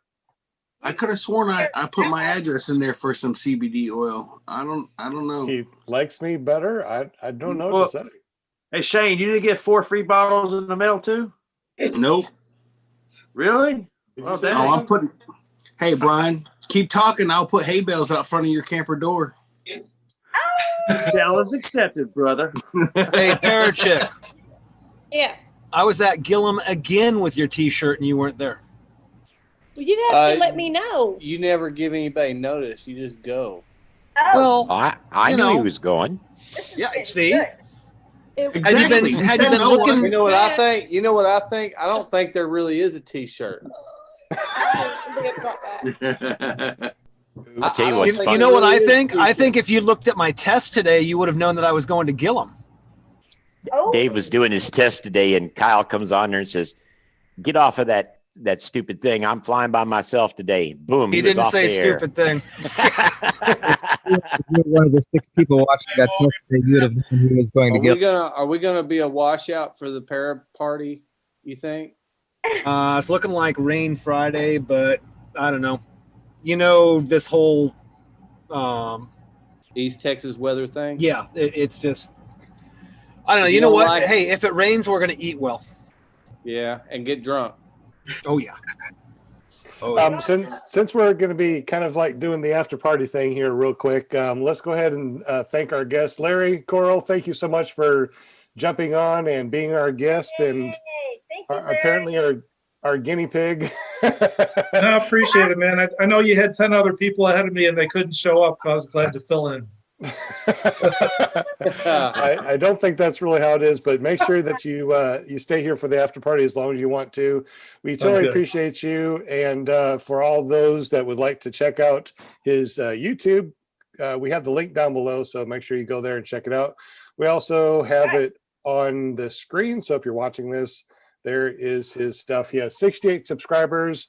Really hoping that we have at least 10 more subscribers to his page, hopefully in the next hour. How did we not talk about him being the WPPGA world champion? I'm glad you guys caught my sense of humor there. You know who I'm taking a shot at there. Yes. We'll just leave it. I couldn't resist. I love it. Awesome. Yeah. Well, thank you so much. And we are officially in the after hours. Welcome everybody. And we also have, I think I saw David Wolf in here. Yeah, there you are. David Wolf is in here. We also got the Trike Flyer. We got Parachick Pies. Hey, Parachick Pies, you look a little bit different with those glasses. We even got John Wayne in here too. Walter from Down Under is here. So welcome everybody. Since we got David in here, just found out it is his birthday. So Happy birthday. Happy birthday. And how about we all sing to him? Let's all sing happy birthday. How about we all listen to you sing it to him, Sean? Yeah. That song. No, it has to be everybody, so we don't hear one person. Who's gonna expect you? Okay. All right. Linda will start Are you it. ready, Amy? Come on, Amy. You gotta help me. Let's go. Happy Birthday to you. Happy birthday to you. Happy birthday, dear David.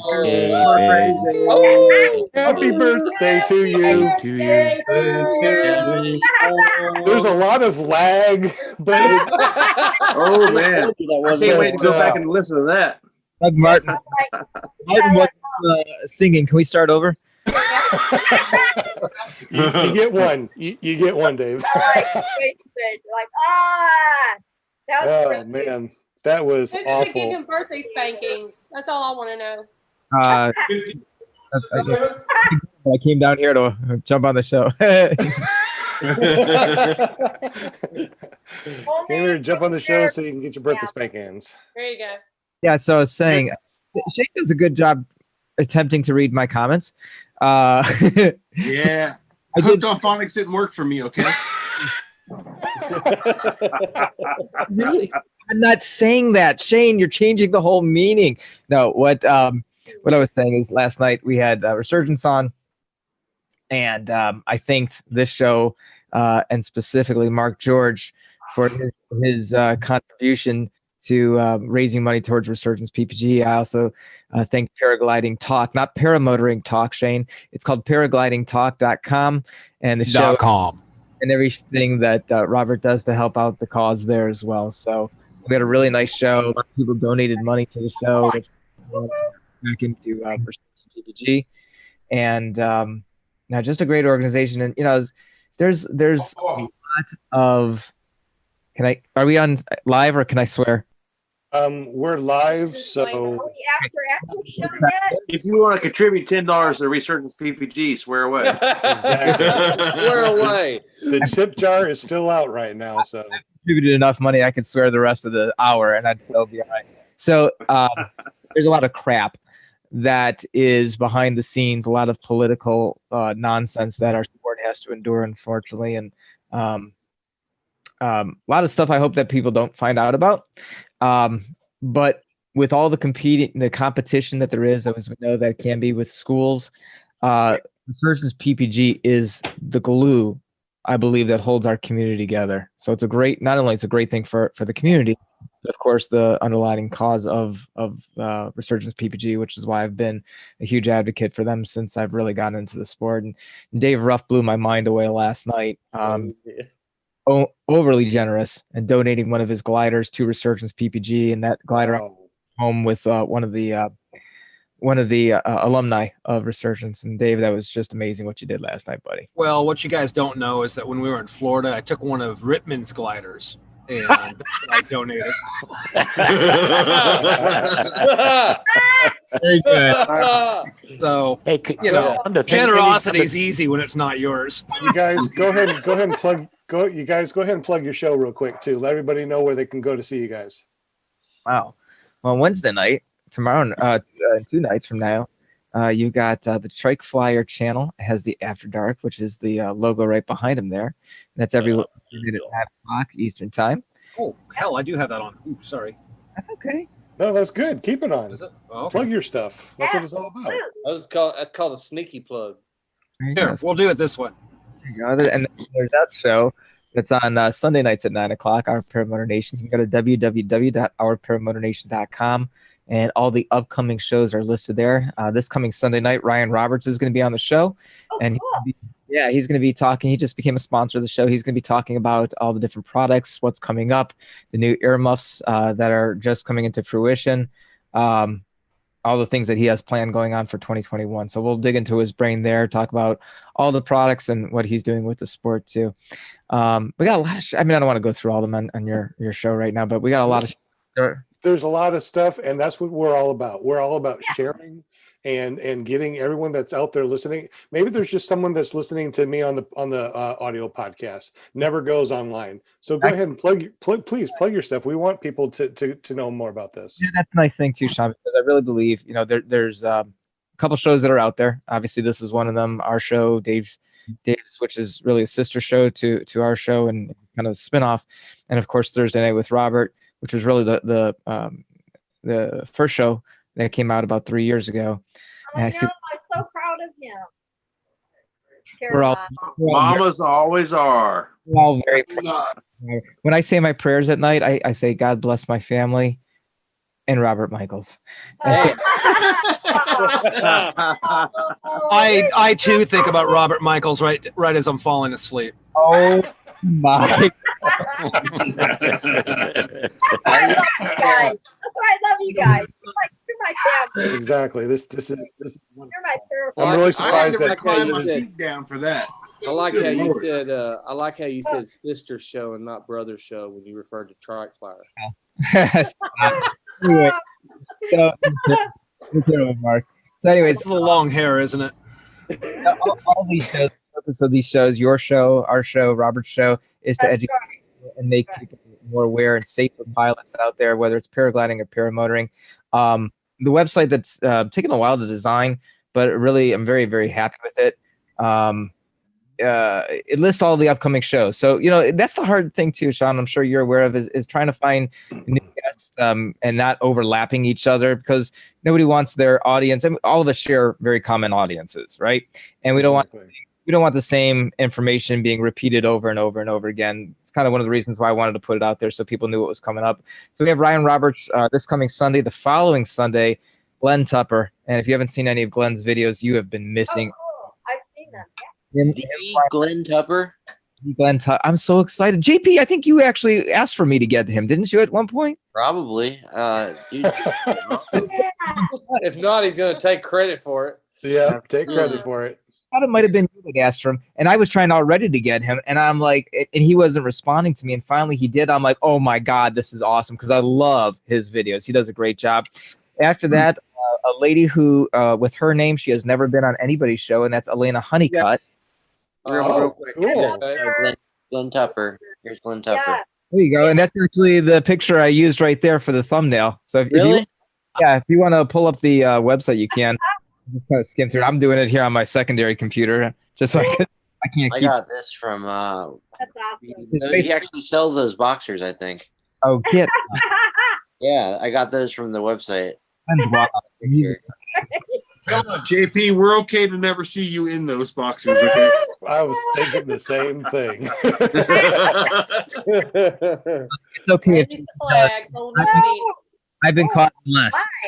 GP, if you wear them, you'll still be better off than I put myself in. That's what I was just thinking. Yes, David usually David usually jumps on the show, naked in a hot tub. So, I'm really surprised that he actually has clothes on this time. I've gone out of my way in recent months to have a new image of myself and not make an ass of myself, right? So there's that.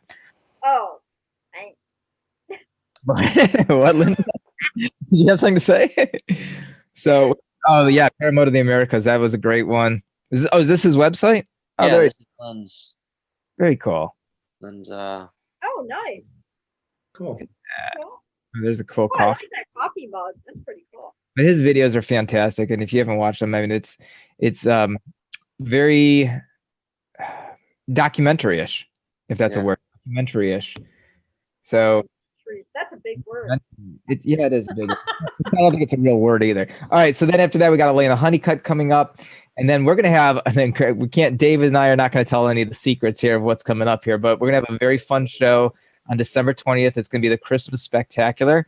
We're gonna be giving away a lot of stuff. That's really the whole purpose, is just to give back. Why did I go blurry there?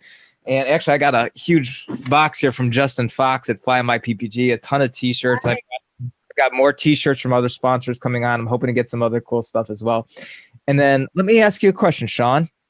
Yes. What do you think the top 2 reasons people don't start flying paramotors are? Top 2 reasons. Top 2 reasons: don't have enough money. Money's don't number have 1. enough. Yeah, number 1, I don't have enough money.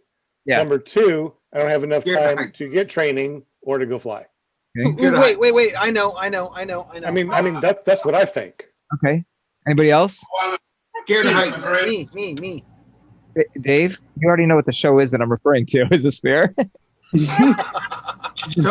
I think number 2 is scared of heights. Okay.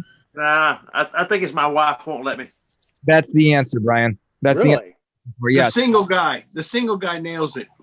I am scared of heights. I don't have to worry about those problems, man. You know, that's where it is. We know a lot of paramotor pilots are actually.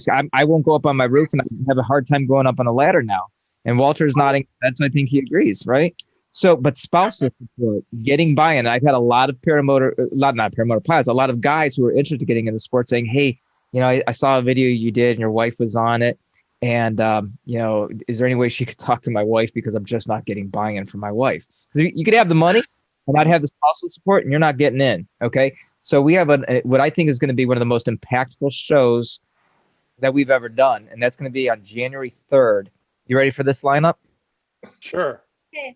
My favorite person in the world is going to be on the show: Jennifer Wolf, Carrie Cotter, the wife of Mike Cotter. Someone just mentioned Travis Burns. Carrie Burns, Travis's wife, and the 4th wife is a lady by the name of Jennifer Oakley. Jennifer's freaking awesome too. So those Yes, she is. So fun. ladies are going to be coming on the show, and they're going to be talking about, you know, and what's one of the things that they all have in common is that every one of them was married to their husbands before their husbands became a paramotor pilot. So it's not like someone like, say, like a Kyle Mooney, who was already flying and then got married, right? He was already doing it. So he didn't really have to get the buy-in. He said, "Hey, look, this is who I am." So it's them talking about what it took, because my wife did not want me to fly. She wanted nothing to do with this, and Mine still doesn't. Who doesn't? Really? My wife still doesn't want me to fly. You come to fly-ins though. Okay, hold on. That doesn't mean she's just waiting to make sure that I'm dead to collect the life insurance. Collect. Fair She enough. wants to make sure. Do you guys want to talk to her right now? I'll bang on the window and have her come forth. But Shane, this show is made for you in particular and her. I highly encourage people to have their spouses sitting next to them if they're uncomfortable with it, so they can hear from these ladies and ask questions of these ladies. And I'm hoping that this show takes on a life of its own, where I can kind of step away and let the ladies just talk to each other, and almost like a little coffee talk. But this is also, you know, for people who may be instructors who have people coming in and saying, "This is a problem I'm having." Share this video down the road with those people who are trying to get in. So it could really make a long-term impact for people, which is what the hopes is. After that, January 10th, and these I haven't updated on the website, but Harley Milne's going to be talking to us, hopefully after his record has been created of going across the country. Dave doesn't know this, but I just signed today, January 17th, Alexis Quintana. Does anybody know who Alexis is? Yep. Texas, right? Lone Lone Star. Star Paramotor. Mm-hmm. So she's going to be talking to us. And then the 24th is kind of up in the air, because I think I'm taking a trip to Up in the air. Oh, hey. And then Dave Hanning. This is someone that Ripa's bringing on. Anybody know who Dave Hanning is? So Dave Hanning is a paramotor. He's a paraglider pilot. So that's what we got, and that gets us through January. So that's where we are. And I was just mentioning to Dave and Ripa that sometime in April, it's hard to believe this, and this show is going to get there too. Sometime it's going to be either April 11th or April 18th, depending if I do a show on Easter or not. It's gonna be our 100th episode already. What? That's awesome. Who did that? It was all of us. I don't know what it was. Our 100th episode, and we just started kicking around a couple ideas of what we're going to do for that special occasion, but I want to make it really, really special. I didn't think I was going to get past 5. Okay. Hey, I know, Dave, right? Dave, There- Sir. I got a new toy today. Yeah. Oh boy, this is still the recording. Don, you got that? You ready? We're recording for the next 15 minutes. Don, let me give you a hint. Finger on the mute button. Okay, Dave, what's your new toy? Well, Does it let come me with a show you. battery? What's Yes. No, actually, this one doesn't come with a battery. It just plugs right into the computer. Hey, Into Dave. the computer. Hey, Why Does do you that mean we can control it? Alexa, turn it on. that's where we're going. Oh Lord. No, I got a Stream Deck today, so I can control all sorts of different camera angles over here. and Oh. stuff like that. Okay. Camera 1, number 2. I've got 3 cameras. I've got all sorts of stuff. All I got to do now is just punch buttons. There you go. Now, where did you get this from, and how much does something like this cost? Because I'm thinking about something like that too. John, you're no Fabio. We just need one camera. Not anytime soon. I can't afford all this stuff. Well, the way that I got this is donations on the show. So all those donations that I got, I ended up upgrading for the show. The Stream Deck, let's see here. You can get up on Amazon, and it was... Hey, Dave. Camera 1. And, did it work? Yeah, it did. 2. And camera 1. Hey, camera 1. Nice, buddy. Yeah. Yeah, I saw you playing with OBS the other day. 134. Wow. Okay, so that's not That ain't bad. So I'm, Next year. yeah. Yeah, matter of fact, here, check this out. Dave and his toys. There we go. Ooh. That looks familiar. I've seen that before. I know where I've seen that before. What? I think we saw that at Aviator. Yeah, we did. Okay, whatever. Bye bye. Hi, Larry. Larry. Hi, Larry. Hi, Larry. Hey, Who's coming on? Oh, Larry, our guest is still there. We're He's just saying already hi. here, Linda. Oh, Yeah. Larry. Hi, Larry. hello. Hello again. You forgot you were here. Yeah. Oh, Larry's here. Say hi, Larry. Hello, Larry. Hi, Larry. Hey, for the record, Larry, I didn't forget you were there, man. I appreciate that, man. You give you I both thought credit on maybe that she one. was just lagged out or something, and she just not came through. No, she forgot. Hey, look how many people we have on right now. JP, you want to do a thumbnail real quick to get everybody on here? Oh, wait a minute. Oh man. What? I got to do my virtual background. You can turn his virtual back. I can see your picture right Look there. into this. Look at the Georges. Hold on. Ready? Everybody ready? Cheese. Ready? Cheese. 1, 2. Oh man, Get My it, ch- JP? my cheeks Stop hurt. worrying about this stuff. Good Lord. Hey, every time I've covered up, David, Brian we can see and your JP's background move, face. so we know that you're not froze. So, since we know that our guest is still here, I do have another question for him. Oh, there Have you you go. ever From Flamingo or flown from over you? water? What's Have I ever that? flown over water? No, have good- you ever we- flown over water and needed flotation? Have you ever had a motor out over water?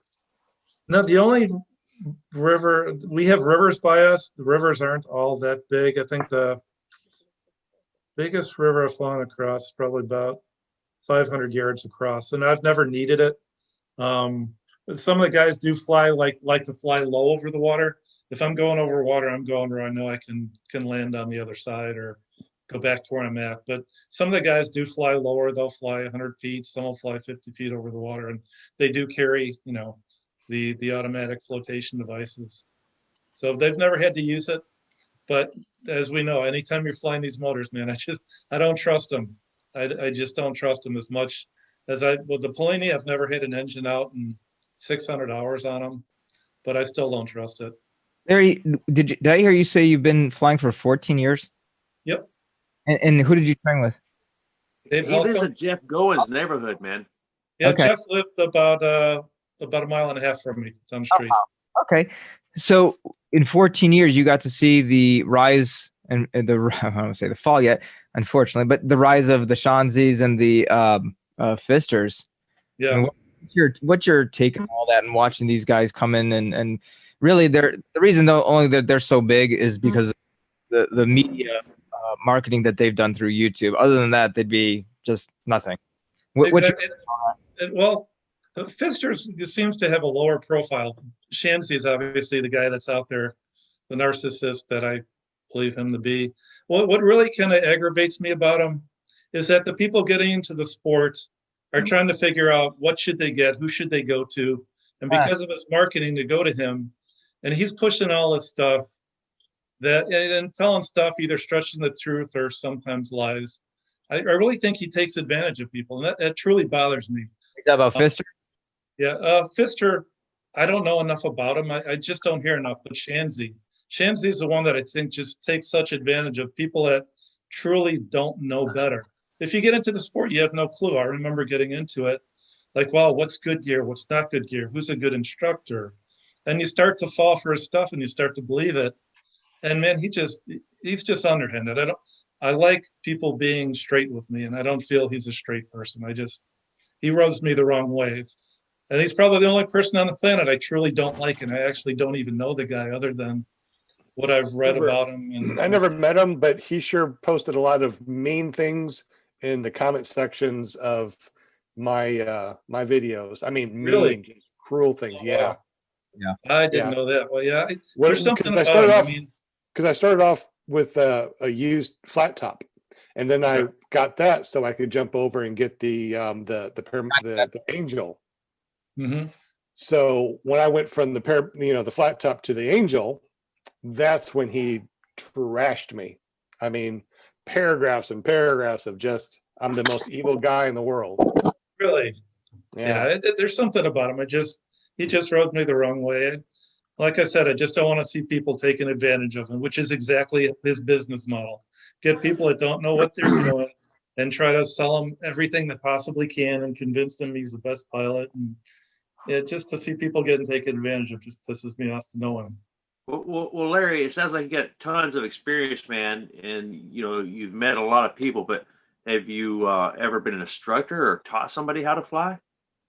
Yeah, my son. When he graduated college, he wanted to fly.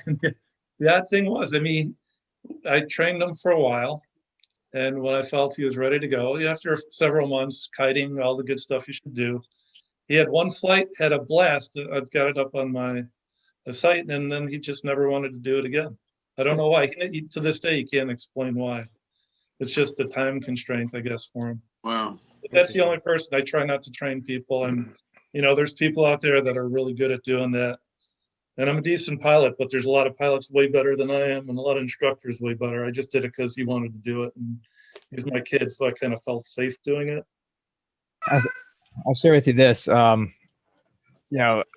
Fisters is toned it down quite a bit in the last year. If you look back over a year ago, before I did that video comparing pre-training versus training for it, hold on, there's a lot. Kevin, hit your. Who's thank you. So he's not pumping out the videos like he used to. I think a lot of people have really opened their eyes. I've had people. Actually, I had one gentleman, and this was more than one occasion, but I remember one gentleman called me from Fly My PPG saying, I just want you to know I'm here right now because of your video and not over there at Fisters. I was ready to go, and then I saw your video and I pulled back. Now, with that being said, I think Dave knows this story, and I think he's the only one I'll share this story. There's a gentleman that reached out to me. I'm not going to say his name, but he reached out to me about 2 months ago, and he calls me up. And he said, he messaged me first. And he said, I just started flying. I trained at Flight Junkies, and I'm having trouble. I live in Lexington. I'm having trouble getting my glider over my head now. Can you help me? And I replied back. I said, well, I'd love to, and congratulations on learning to fly. But I'm really not an instructor. He goes, well, you just become a basic flight instructor. I'm like, oh yeah, there is that. I said, well, I don't know if I'm really comfortable teaching anybody. And I said, but why did you go to Flight Junkies? His response was, because I saw your video after I went to Flight Junkies. So he was there for a week, made only 3 flights. And then I said, all right, come on, let's check it out. And so he comes up to Cincinnati, and we had not the best conditions, but we tried to work on it. And then when the conditions calmed down, he was able to get the glider overhead, but he wasn't good with his throttle control, came off the throttle. Twice he got lucky and didn't rip up his glider. Third time, not so lucky. And we sent that off to Shannon. Got the glider back. Shannon who? To Shannon. Shannon who? Your girl. Yeah. Dang, I know. Really? I know, Seriously? Hold on. I'm trying to give a shout out, and it's not working. Okay. She says Shannon Michaels at 4 Winds to repair it. Friends of Shane, who taught Shane. Full disclaimer. I'm sorry. I mean, Shane acts dumb all the time. I thought he was just continuing. Can I Love you, continue? Shane. Here's the worst part of it all. I said to him very clearly, I said, go back, work with your throttle control, keeping it there. Don't take your hand off the throttle so that glider gets over your head, stays there, and then you can go full throttle. And we'll come back when you get your glider back, and we'll go ahead and work on it some more. But whatever you do, don't attach your glider to your trike. Guess what happened next? He attached the glider to the trike, took off, went and followed in my footsteps, unfortunately, and went into a tree. He had ribs, strained internal muscles, and a concussion. His trike made it out in one piece. His paramotor's trashed. Luckily, I've got a very good friend that's been a guest on our show, Tim Garvey, who's going to sell him a lot of his used parts and do all the work at no cost for him to fix the whole thing back up. Oh, and that's then nice. Time he'll come see me and we'll get him there again. So Pfister's very scary, and I've heard more, and people reach out to me a lot and give me nightmare stories. And in fact, that's one of the things that I'm not going to call him out by name when we do the show with Alexis, but I know that there's a lady that's training right now. That was what I call a Pfister failure. And luckily he didn't give up on it. Like I didn't give up on it. And now is getting the right training over at Lone Star. So that's great news there. So, but it's funny that you should say that, Larry, because I'm actually working, and I hate to share a secret, but I'll share it just because, I'll share it. I'm working on a project right now, video that I think is going to be a very impactful video. And the title of the video, you guys are promising you're not going to make your own videos, right? No. Right? JP's I'm like, not allowed to show my video, so I got 10 subscribers today. I'm good. all right. I'm gonna steal this idea so quick. I make 0 promises about making no videos. I'm still waiting to get exhaust repaired or replaced because I haven't been flying for a while and I don't even know what I'm going to do with myself. But I'll watch your video. The name of this video is probably going to come out. I mean, I'm in production on it. It's going to take a long way before I have it perfected where I want to put it out, because I think it's going to make a huge impact and have a lot of views on it for a year or two to come. It's going to be called How to Choose Your Paramotor Instructor or School. What separates, and basically it'll go into what kind of questions are you going to ask the instructor interviewing them. Talk to a bunch of different instructors, but do you have this? Do you have this? Are you doing this? Or are you just throwing it all together? Are you just throwing people up in the air and hoping to God that they come down safely? That sort of stuff. So hopefully That's going to be a really good video. I can't wait for that one. I've noticed, huh? Oh, sorry. That's the first thing. As Larry was just chatting. I didn't mean to chat over you. The first thing I looked back at when I started, like I knew nothing. I mean, literally nothing. I had to rely on someone, but I didn't even know what questions to ask. All right. What's going on? That's a great video. What's going on at the George house right now? I told you, battered woman's charity. All right, Larry. That's okay. That's all I was saying. Yeah, it's just you don't even, as a newbie, you don't even know what to ask. I mean, where do you even start? What a mistake I made. But I drank the Kool-Aid and I thought I was going to the right place because of the mentality that he instills. It's us versus them. Yep, exactly. What's that? So, true story. Most people don't know. I don't think I've ever shared this. Looking into getting into paramotoring, I almost fell for the Fresh Breeze setup. I think we talked about that. Yeah, because of the because of the free training, my limited funds. I mean, I got into the sport literally with, when I say every dime that I had, I literally got into the sport with everything. If I break something, I'm screwed because I don't have the money to replace it. But I've been flying and I love it. And I mean, if I had to go get a second job to get a prop, then I'll go get a second job. But literally, when I got into the sport, I looked at Kurt Pfister, and just for the simple fact of the free training, I was like, man, I can buy all the gear and get free training. It'll be perfect. It's cheaper. And honestly, I was trying to get a hold of people that flew at the compound. And when I contacted them via their videos or what have you, I didn't get any replies. And one day I was at work and I seen a guy drive by in a paramotor, and I jumped in my work truck and I chased the guy down to his office, and I had a conversation with him. He told me about Four Winds and told me about aviators, which both schools are, in my opinion, from what I've seen, are exactly the same. I called aviators and they were, I want to say 9 months out.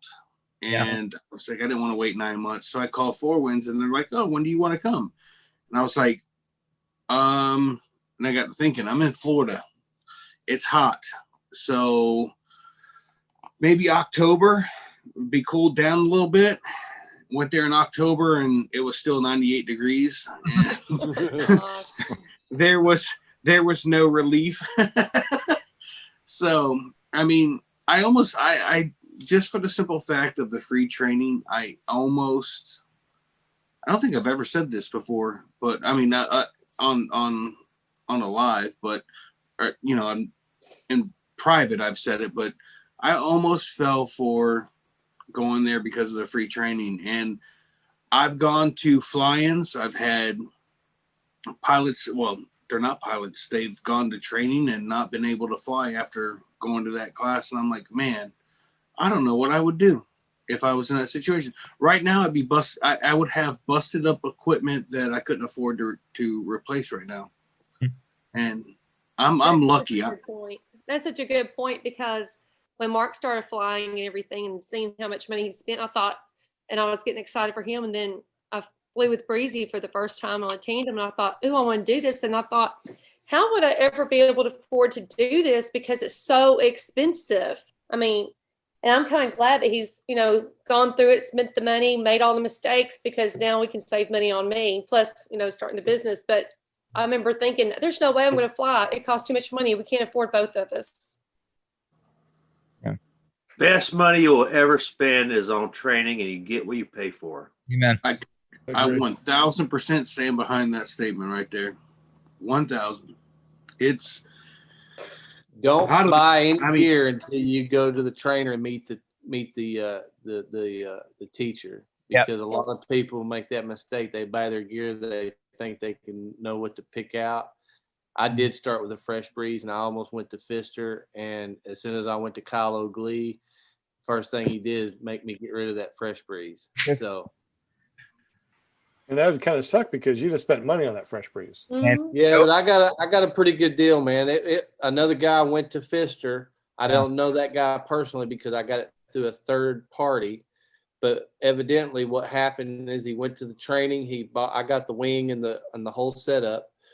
He went to training. He learned how to fly. He did one flight. He came home, sold his trailer, sold the equipment, and I ended up with it for like $4,600. Oh, you got to stop. And I guarantee you, he spent probably 10 grand plus on it. Oh, 13 grand. Yeah. 13 grand. 13, wow. Yeah, because it was the Simonini 202. Yeah, I spent 12.9. Is that with the trike or without? No trike, but I got the wing and the paramotor, and it was all brand spanking new. Just under 10 then. Just under 10. Yeah. I paid $4,600 for it. You did really well. Waste of money going there. I'm gonna. And a guy didn't go into the sport. He gave it up. Too bad. I hate to see anybody get out of the sport. I really do. I'm gonna say goodnight because I've got birthday cake waiting in bed. I mean, I need to get to sleep for the night. You're looking to go get a piece. Dave, Dave, so you're looking to go get a piece. Got it, of that cake. Is it cake or is it pie? Oh no, not again. Look at Dave. Gonna go get me some pie. Happy birthday, Dave. Yeah, happy birthday. Happy birthday. Thanks for He jumping didn't on. Mark and plug me, you know. Mark is plugging you? What? All right, so now that He Dave's thinks gone, about I'm the going to give birthday cake everybody. or pie. Well, she did say any chance. Now that Dave's gone, I'm going to give everybody his personal number so we Later, can Dave. text him. Oh hell! I'll give it to you. I have it too.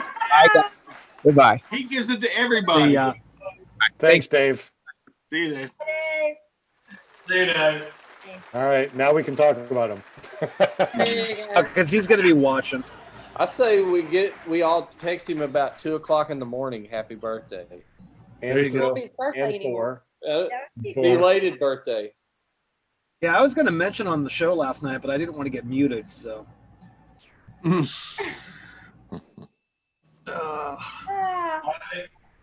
So Dave, how's that?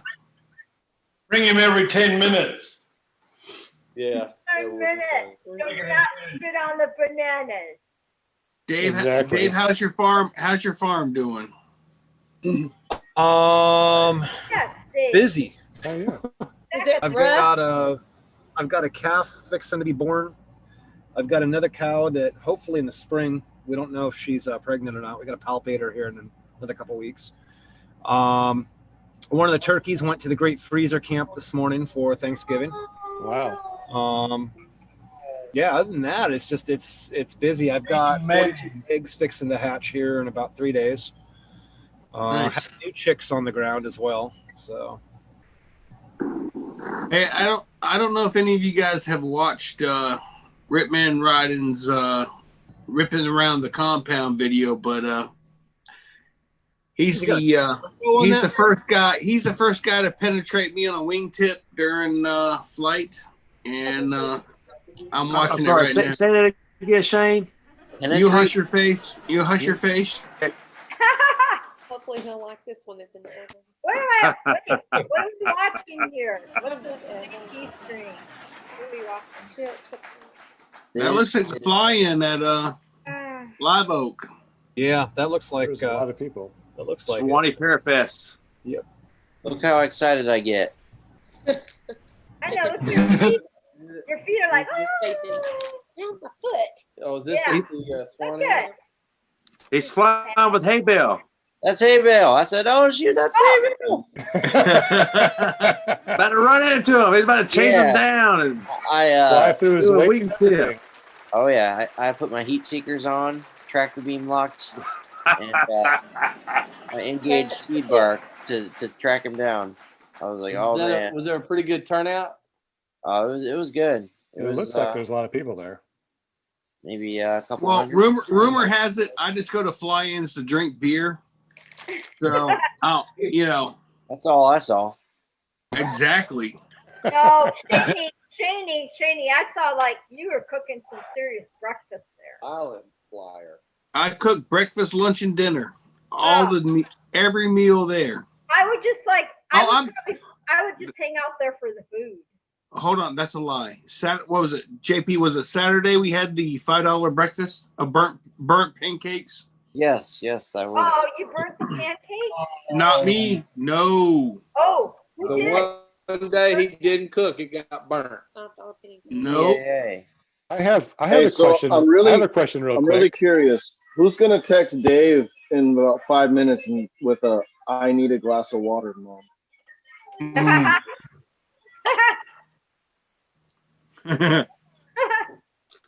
Yeah, who's gonna do that? Yeah. Well, throw his 5 number minutes. up on the 5 minutes. You YouTube better do it in chat. about We'll 2 all minutes. text him. No, everybody who has kids knows it's right about the 5-minute mark when you close the bedroom doors and all of a sudden your toes get tickled. I do have a question about the video that's being played real quick, y'all. I see that it's an airport, and you got a lot of people around. How do you? I mean, is this an active airport? Is it closed off for GA? No, it's active. They actually had on Saturday morning between 8 and 10. They had the. Correct me if I'm wrong, JP, was it the See, was it the EEA or Yeah, EAA? the Experimental Aircraft Association. Association. They had people coming in, yeah, at the same time we're flying, coming in and going out. The pattern just went way around where we were flying. We had our little pattern, which was inside the larger pattern. So We weren't. Go ahead, JP. I'm sorry. Yeah, I mean, it was a thing. Like, you had to keep your head on a swivel. It was for sure not the safest environment. I wouldn't call it dangerous, though. The aircraft. There was no communications once again between everybody. They did tell people to initiate a left-hand pattern and try to stick to that, so that helped a lot. But I was flying a Mojo. I had people coming. Limit? I had people underneath me, left and right on me, passing me, man. Just, I mean, way too many people too close to me for a while. Yeah, you were trying to keep that social distancing of 6 feet at least. As JP just did a tip touch with you. Yeah. Yeah. He gave you the coronas. He finally chased me down, man. He was persistent. I noticed that JP was holding on to the risers pretty hard. That's because I was on speed bar. So, gotcha. Just for stability? No, I was steering with the rear. Keys. Can you show that again real quick? Because I don't think I've ever done that before. JP, are you saying that you were steering from the rear during the tip touch? No. Steering from the rear. I see. Okay, I got you. Oh my goodness. Amy's showing her her baking tonight. Yeah, she's baking pies for my bosses tomorrow for Thanksgiving. What flavor pies? What are these? This one right here is back to when I lived in Kentucky. It's a Kentucky Derby pie. And for those of you that do not know, that's Mark and Amy from paraswagusa.com and Parachick Pies. And I still don't have a sticker to go to that brand new paramotor or paracamper I got out there. I still don't have any stickers. It's weird. I don't have any addresses to send people stuff. That has been my fault, and I apologize. Yeah. Actually, Shane, I heard one sticker was being mailed to you today. 24-inch Paralife sticker. Yeah, bigger the better. I'm just saying. Hey, just so you guys know, I got That's myself what a she said. really comfortable Paraswag You like them big, t-shirt. huh? Okay. Oh, nice. And those, y'all get stickers too. Those of you who donated for pies, so you'll get 2 stickers. Yeah, I'll send you all that information. I've been kind of under the weather, and yeah, I heard. I mean, a real host would have gone through no matter what he was going through. He would have sent out that information. I didn't want to accidentally text them some COVID if I had it, so I was trying to be safe. Oh, you wear Now gloves it's coming and through work. via text. Don't Hey, want to man. send any viruses. I was watching Channel 2 this morning, and Alex Trebek was still on Jeopardy, so I don't know what you guys are complaining about. Well, I'll tell you this: if I'd have found out he was in the hospital, I would have personally went to the hospital and got the list before he passed out on it. Yeah. Oh man. So show us real quick, JP. You're holding on to your brake and to your rear risers. Yeah, just on. I think it's different on every glider, but like right here, right where I just basically clip my magnets to their spot on the D riser, and on most gliders you're not supposed to pull brakes when you're on speed bar, because you can cause a collapse or whatever. So yeah, it's what's known as rear riser steering. Which actually on the ozone gliders you can pull brake, but it's a bad habit to get into, I feel like. So I'm trying to not get into the habit of pulling brakes while on speed So I bars. have a question real quick while we're right here. When you're riding your speed bar, if your wing has tip steering, that would be the time you would use your tip steering, correct? Yeah, Yes. but I have to either let go of the toggles to do that. Because you got them tied in. Yeah, see, I keep mine separate. I don't tie them in that Now, way. I seen a video that Kyle O'Glee did the other day where he was doing his speed bar and steering with his speed bar. Yeah, so you can do let that too. you let out the opposite foot, and it just it creates a articulation in the leading edge of the wing instead of in the trailing edge of the wing. So you're Unlike putting opening one up. trimmer out or another. Yeah, exactly. Just it's like doing the trimmers on the nose instead of doing the trimmers on the tail.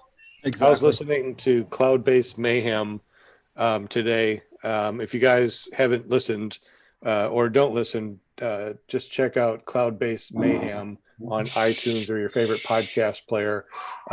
Pretty awesome stuff that I was listening to. Anyway, it is 9:14. My dogs are growling out there. My son's home. There's mayhem going everywhere and things are up in the air. So I am going to cut the live stream. I want to thank everyone for being here. Definitely our guest, Larry Korell. We appreciate it. Trike Flyer made it over here and Paramotor Crazy jumped on. We appreciate you guys. Walter from Australia and Tommy from, local. Thank you, Tommy, PPG Tommy. And of course, we can't forget Mark and Amy from ParaswagUSA.com. Parachick Pies, is that a .com yet?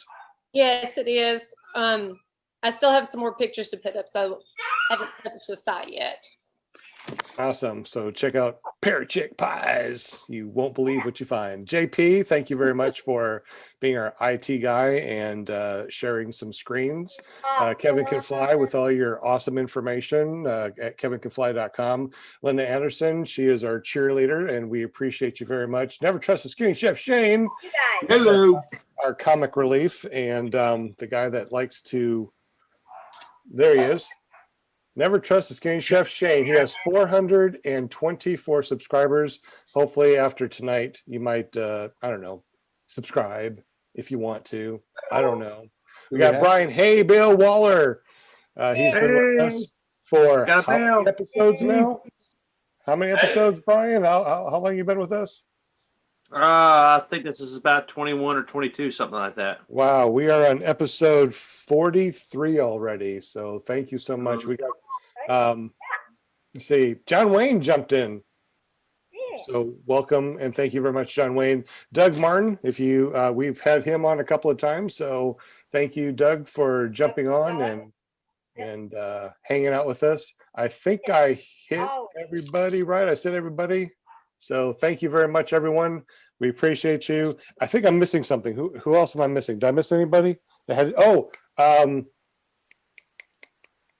Meinberg. He was on. He had to jump off real quick. So thank you for jumping on early. We appreciate you guys. So that's it for this episode of PPG Grandpa's Paramotor Podcast, aka ClearPropTV. Go over and listen to us at paratalk.org. Y'all have a great evening, and we appreciate you. And see you next week. Same Appreciate it, Para time, everybody. same Para channel. Great show. Hi guys. Cheers. Love y'all. Love ya. Stop live stream. Boom. All right. So our YouTube is done, but we still have our audio still We going. didn't even get a chance to talk about the guy that broke his back. What? Yeah. At the flying. Yeah. Oh, I guess we can talk about that real quick. Because I just thought of it because of this. What is it? Yeah, I was wondering about it. Going I through. didn't know that somebody broke his back. Right here. I was going through Brian Waller's channel at brianwaller.com. No, just kidding. It's Brian Waller on YouTube, and I see right here. BrianWaller.com. Right here. Do you recognize this wing, Brian? Is Brian Yeah, here? I mean, I already recognize the video before you even play it. It's leading edge is white with blue and red. It's the exact same wing that you fly. It is.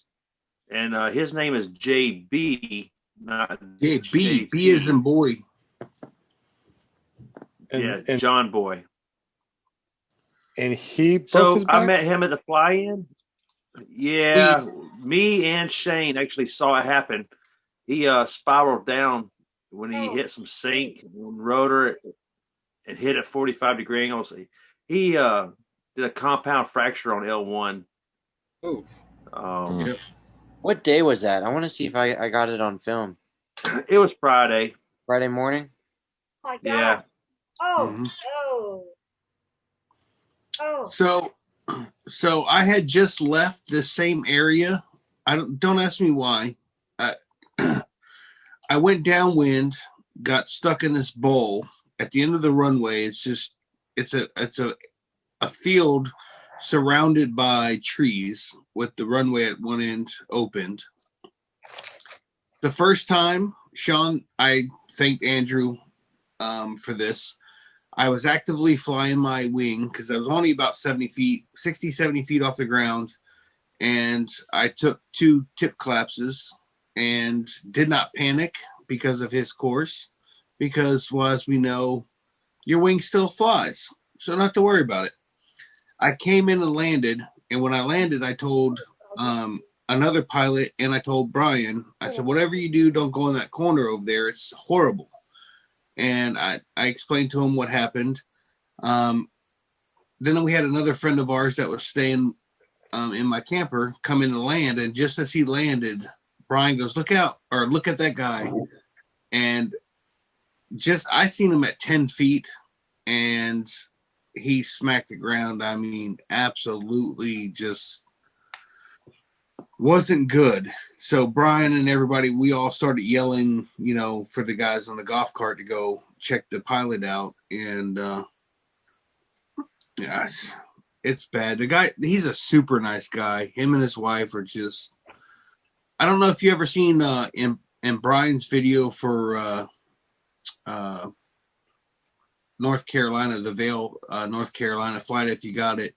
But the 2 little boys that are kiting their little 2-meter wings, 2 and 4-year-olds, it's their, great uncle that crashed.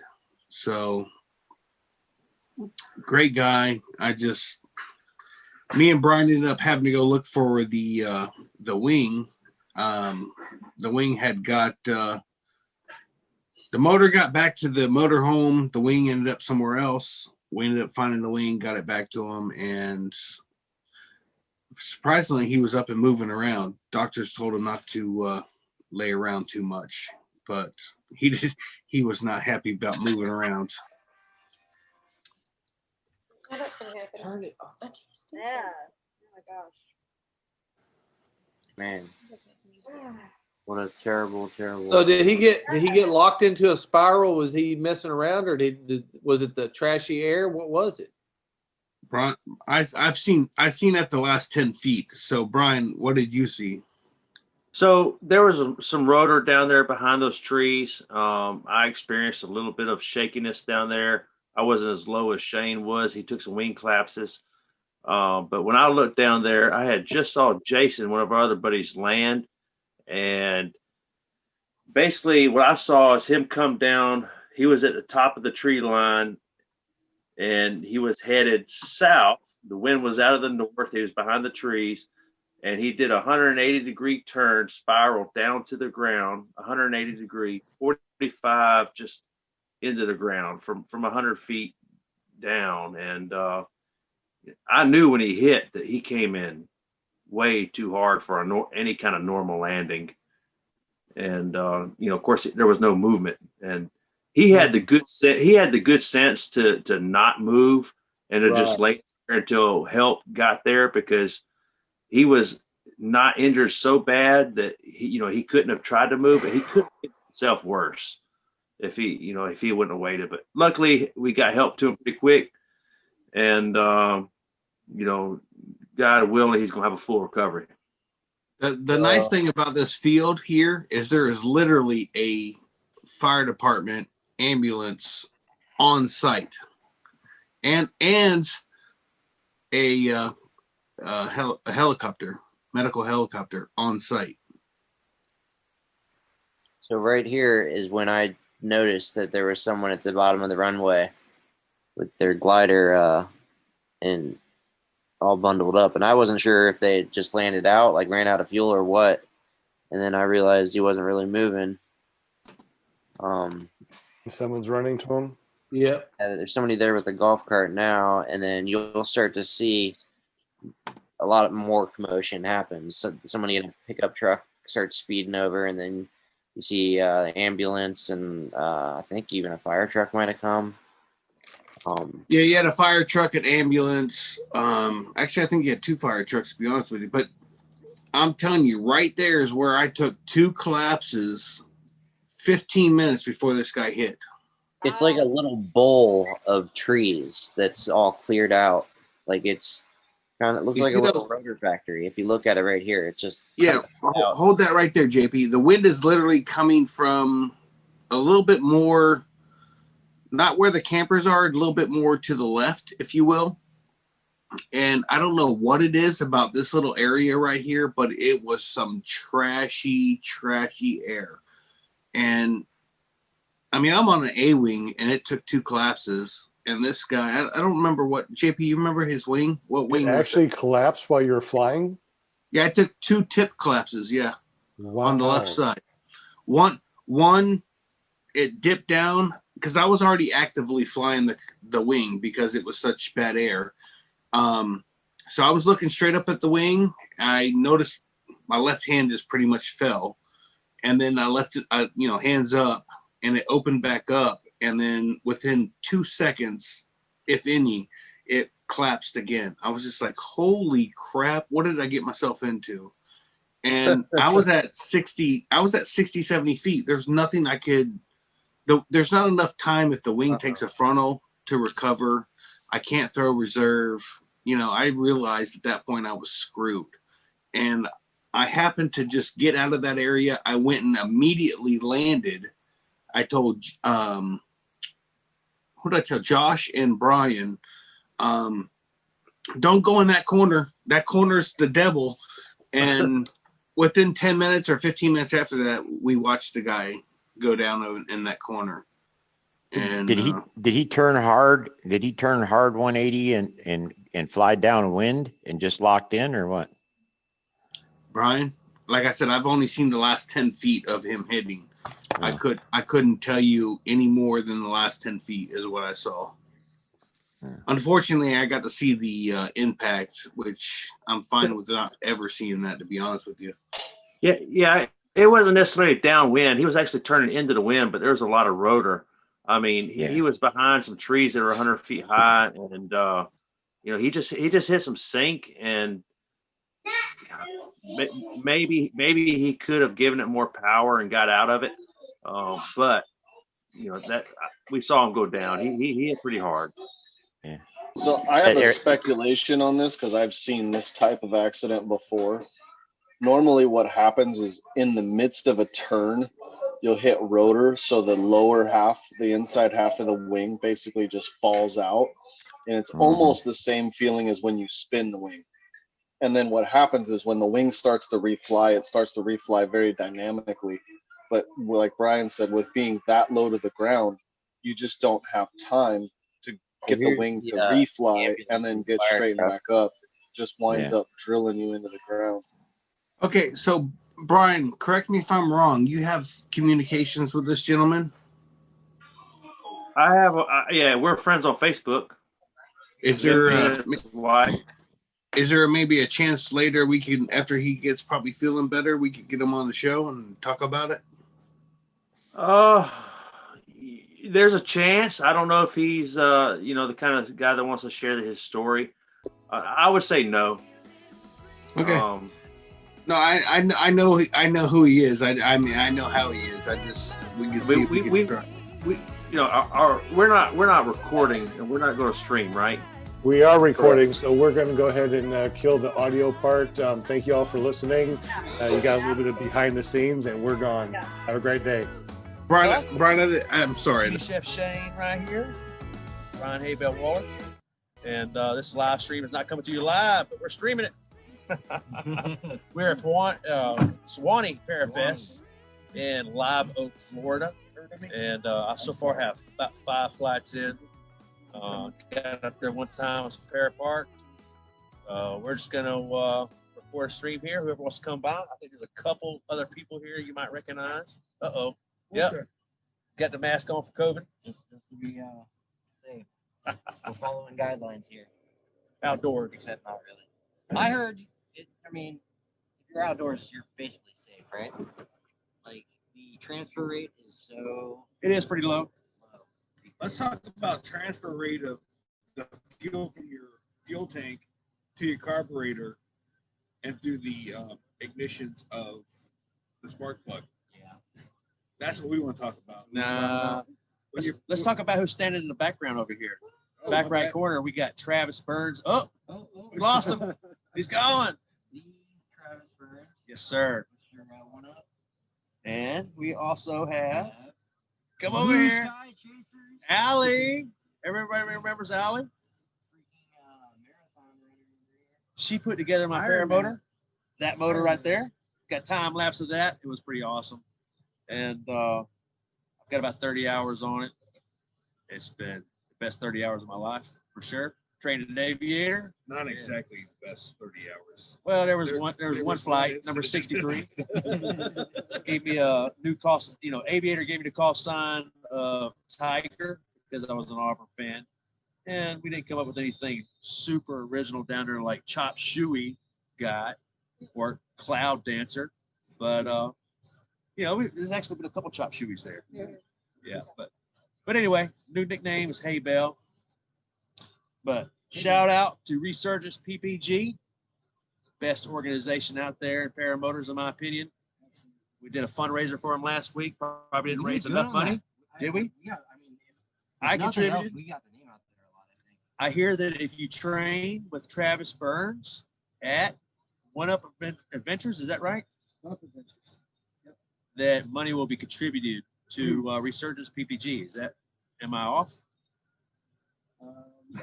Okay. You're not off. Okay. I'm sorry, man, if I am. Throw them under the bus. I just got back from 3 weeks with Resurgence PPG. Yeah. So you did the cross country. How was that? I'm actually on my way from California right now. I haven't been home. Wow.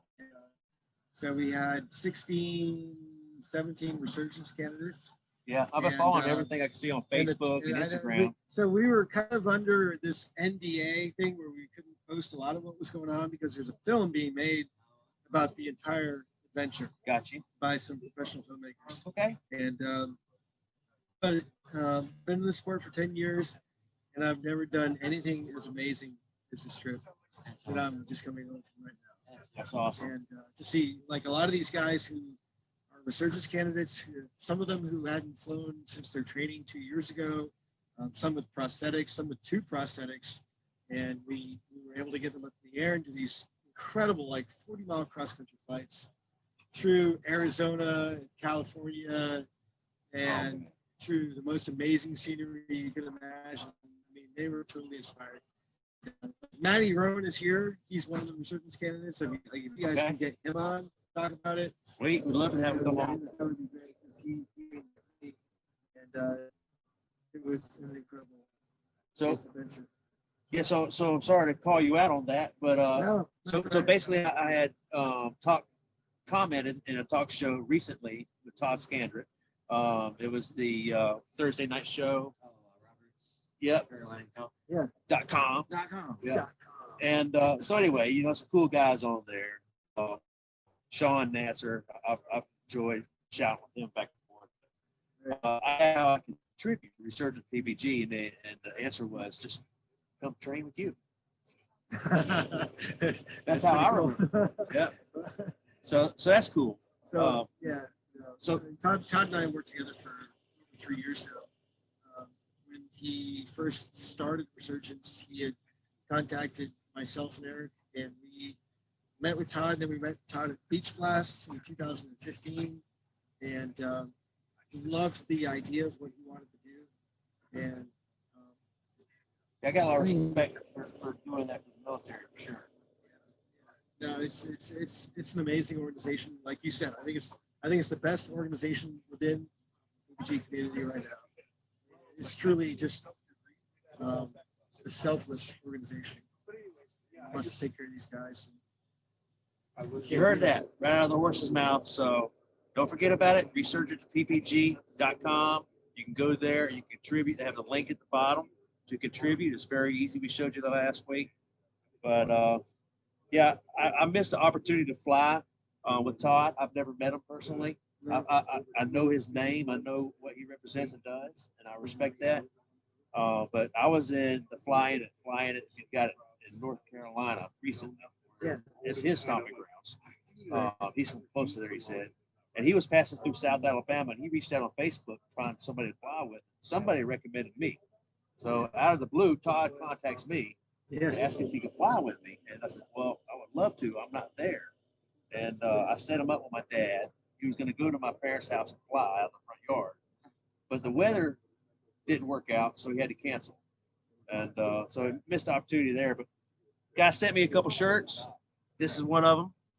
Resurgence PPG. Todd's the man. Awesome. Yeah. Awesome. I look forward to meeting him, and I've met you a couple times in the past.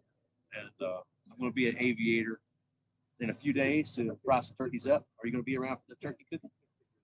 Thanksgiving? Not that day. Oh, I'm going to be with my parents up in Central Florida. Okay. Yeah. I won't make the turkey. Gotcha. Well, you're going to miss it, man. I got a turkey fryer in the back of my truck right now. And I did it last year. When you cook for people, they tend to invite you back. That's why this guy's a chef. That's why he don't go without me. Are you the cook? Yeah, never trust a skinny chef Shane. He's a co-host on our show Monday nights. That's what I said too. I was like, what? Before he didn't have time. Celebrity. This guy right here. See him all over the place, and I never. Who are you? I totally made him take a selfie. I'm like, I'm gonna send this off because nobody's gonna know that I JP met you. Tulo. This is the only guy in our little clique that has actually tossed the laundry. I did in regular flight. So yep. If you don't know what that means he threw his reserve because he needed to. I have to go back to day 2 of my SIV to my reserve. We're gonna cover that. I did the SIV. I hope the video comes out better than what I'm seeing, but if not, you can imagine that it's like we all have perfect we have color. 8 pixels per Yes. face. Yeah. I think it's beautiful. I mean, it doesn't Like show there's the some ugly. That's for orange, damn some yellow, some blue, some green. So I hear what's the gentleman's name that was in the tour recently for Resurgence that is here? Matt. Yeah. Not Matt Minyard, was it? No, Matty Rowe. Matty. Matt Okay. Rowe. Yep. So He's a hopefully cool guy. if somebody can link up with him, we'll get him on here to talk about his experience. I don't know if we can pause this or not. You know, always edit it out. yeah, you can always cut it out. I guess you can hit stop video start. Did you start the video? Yeah, it's recording. It says recording. So I've done this a We're couple. gonna do that all over again, guys. It wasn't recording. So I've done this a couple times just to play around, just to show my mom how to use Zoom. And then like Sean came back to me. He's like, "Hey man, I saw you playing around with it." Oh yeah. So he's recording. But It's gonna be great. anyway, later on we're gonna have a fire, and we've been having some good flights. It's been pretty windy at the fly-in. A lot of people have been flying. Yesterday I was in the air. There was probably about 30 paramotors up there. At one point, JP was trying to give me a wingtip touch. I got And- one. Yeah, and I had another guy on my right, and then some dude underneath me on a speed wing comes zooming underneath me. I was like, I was outside of my comfort zone, big time. That's why I headed for the Waffle House. It was Yeah, super. so that's typical flying stuff. I think this is only my second fly-in though. Anyway, good times. Good time. It was crazy bumpy today. It wasn't that. So it was What good time did you from 2 fly? o'clock Okay, till 4 o'clock. 4:30, you wanted to be out of the sky. You so were I done. took off at 2:45. and It was came back at- terrible. Was there a clinic on what? Matt, or Christina Croce. What kind of clinic? Just a safety clinic. Oh. You slept. I have not even seen Chris yet. He's down, I'm sure, that way. No, that way. Yeah, What you I'll- talking about? Oh, my bad. All the cool people are down there. Yeah, there's a lot of groups hanging out. It's been a great fly-in. But it's COVID friendly. Yes. Yes. We're all wearing masks. Except right now. Yeah. Yeah, normally. It's a 40-mile-an-hour wind, so there's no Just COVID. blows it away. Yeah, it blows No, all no, of it no, away. no worries. Oh man. Did you guys fly Yep. Meteor Crater? I went to Meteor Crater. It was blowing 60 miles per hour that day, so I did not fly. But I was at the edge. of Meteor Crater. Yeah, no, it was So what do you fly? What motor and what wing do you fly? Everything. For frame. So you got multiple. Yeah, I have multiple motors and wings. I mean, like my daily driver for just me is a Parajet Maverick and a Freeride 15. Okay. But I fly lots of stuff. We went flying tonight. We did a Fly Products Flash Cruiser with a Ryder Polini Thor 250 and a Triox 38. So Flash Cruiser, that's a trike. Yeah. So you just got into flying trikes, right? Yeah. Yeah, I've been seeing some posts. Yeah. Have you fell in love with it? I love it. Oh man. I love it. I almost got one when I broke do my both. legs, but by the time I could get training and equipment, I was gonna be able to put them on. Depends So I on did. you. See, that gives you like tools. Like Right. you It have, depends on. So it's like you have having a packs flathead and a Phillips head. Yeah. You're gonna need both at some point. Yeah. I'm gonna have bad knees at some point. That trike is lovely. I don't know if you notice all this. My knees are gonna get shot soon. So a trike is really just an extra. Wait, you're a tool to skinny have. chef. Barely make off a fire in the background. Only valves. Yeah, the trike is an extra tool to have. It's fantastic to know. I would go back now. Do you fly a faster wing now because you're on a trike, or? I actually fly the Spider on the trike when it's just me. I mean, it flies faster because you got the It's extra weight of so the trike. great because Okay. it's like, oh, I'm flying my wing at a normal weight. So because my wing's I'm too about to big. upgrade my wing. I've been flying a Mojo Not for either. 1 year. Yeah. I've been flying for a year. You can fly a Foxy 78 flights, about 30 hours. And I've been talking to Eric, and I'm getting ready to, make that purchase on a Spider 3. Yes. I've decided that was going to be my next wing. He's going to let me test fly a 24 and 26. Right now, I weigh about 195. So I'll be a little heavy on the 24, a little spicy. 26, So anyway, either way, it's going to be an order. Well, and here's the nice thing. If you go a little bigger on the Spider, like I've done, I'm on a 22. I should be on a 20. Yeah. If you go at 26, it's a little bigger than what you'd be flying. Like you're in the middle. So fly the 26 and it's cushy. So you hit bumps and you're still almost flying that Mojo, but your turns are still going to be way more fun. Yeah, and then you can introduce tip steering. You actually got like 12 You inches can of tie trim the to tip work steering with. in. It's great. A lot of room for advancement. So. And I use tips. The tip steering is tied in on mine, and the trims are set all the way out all the time. Gotcha.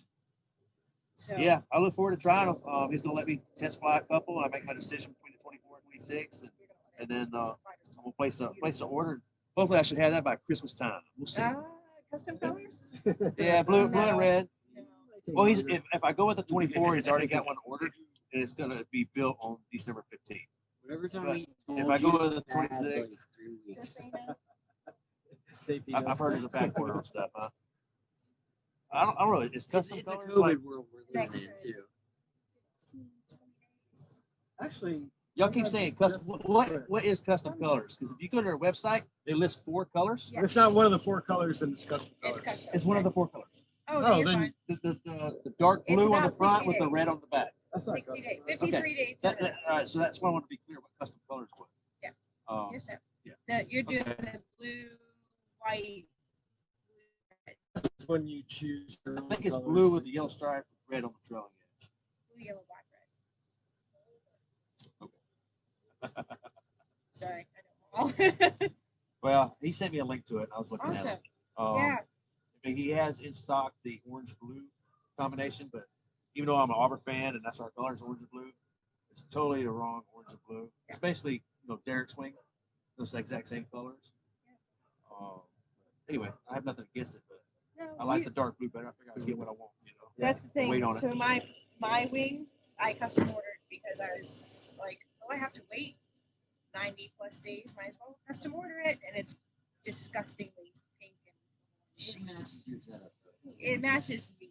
You don't like it? It's very Man, vibrant. you know it's exactly you though. Like Yeah. nobody else has that. I wish there was glitter on it. Yeah, I asked him about getting a custom print on an American flag on the bottom. Does that cost a lot of crazy? Yes. Yeah, a lot.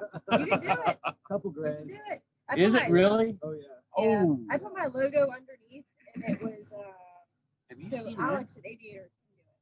No, but you saw Charlie Soap, right? The guy. I Well, thought if you just do a vinyl sticker, you can do that for like probably $700. But if it's a sewn Okay, in, that's what I heard. like Gotcha. if Ozone does a sewn in logo underneath, that's a couple grand. That's like the price of the wing. But aren't the Ozone logos themselves the vinyl stickers that go on? So Yes, but they also do sewn in logos, like custom logos, and they sew it in. So it's very expensive.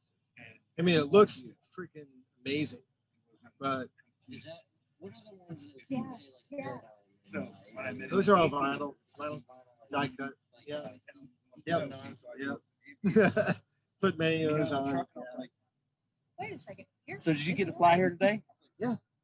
Okay. He's awesome. Were you one of the guys that's up there doing acro stuff? Or wing, I say No. acro, I'm talking wing overs. No, so actually, like, I'm coming back from California. I've got a track exhaust to my Liberace. Is this an FY19? Yeah. Yeah. And so I just did tandems tonight. So I've got my Sweeney and we did some tandems. You gave some people some rides in? That's awesome. I saw somebody giving a tandem. Is it a foot launch tandem? No. No, that was Andrew Fuller. Okay. Yeah, I saw somebody in a foot launch tandem, a little kid in the front. When he went by, the kid was grinning ear to Yeah, ear. You know, Andrew Fuller did a bunch of foot launches tonight. That's cool. Yeah. I see. Your boyfriend. Those are stock colors. That's Yeah. not- Yeah. So the one one on the left is the one I picked. So Okay. it's not custom colored. I guess it's a stock color.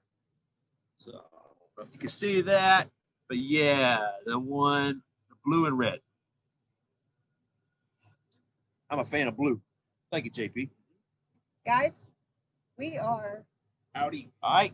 there's food We got food in the Allie. grill. waiting to be cooked. Thank you. And I am hungry. You guys Travis, are literally thank you, walking sir. away from. We just put a Appreciate bunch what of you did for on the the vets, food. man. Oh yeah. I knew you were out there supporting them. It was great. It's a I don't pleasure. get well. Okay, I got work. Thanks. Nice meeting you. Yeah, nice Nice meeting meeting you. Finally. Yes. So where are you located at in Florida? Melbourne. We're going to pause for now. No, compound plan. Okay. Okay. But yeah, Craig's gonna be back I down. thought you were like not in Florida, so that's awesome. Born and raised. Now that we know the name and face, it makes things a lot easier. Now I'm gonna get blocked and timed out. I mean, I'm not saying That's no. not possible. I've done 20 shows with them now. We met at the last flying a month ago in North Carolina. He's a big guy. I'm exactly what you see online.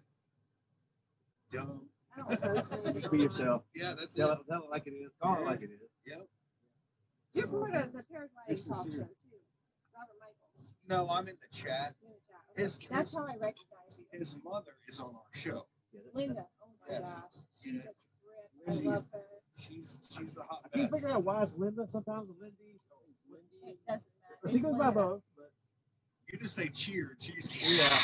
I'm like, whoa. She's she's awesome. a cheerleader on our show. Yeah. He's a On comic. my Facebook page, she comments on everything. I'm like, I'm lady, glad she's retired now because we have a group chat I on love Facebook, her.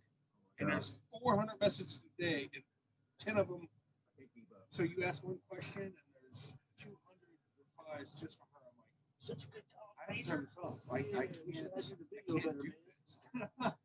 Yeah, she's awesome. All right, I'll let you guys keep going. Thanks for stopping by. For sure. Thanks for having us. Oh, yeah. I No had doubt. to introduce him to so. We did a fundraiser for Surgeon last week. I tried to fight on. Oh, yeah. So, that's yeah. Hopefully one day we can do it. Oh, Put down a show. A little long-winded. Yeah, it can be. We always in the back chat like short bit. Short. Yeah, he is.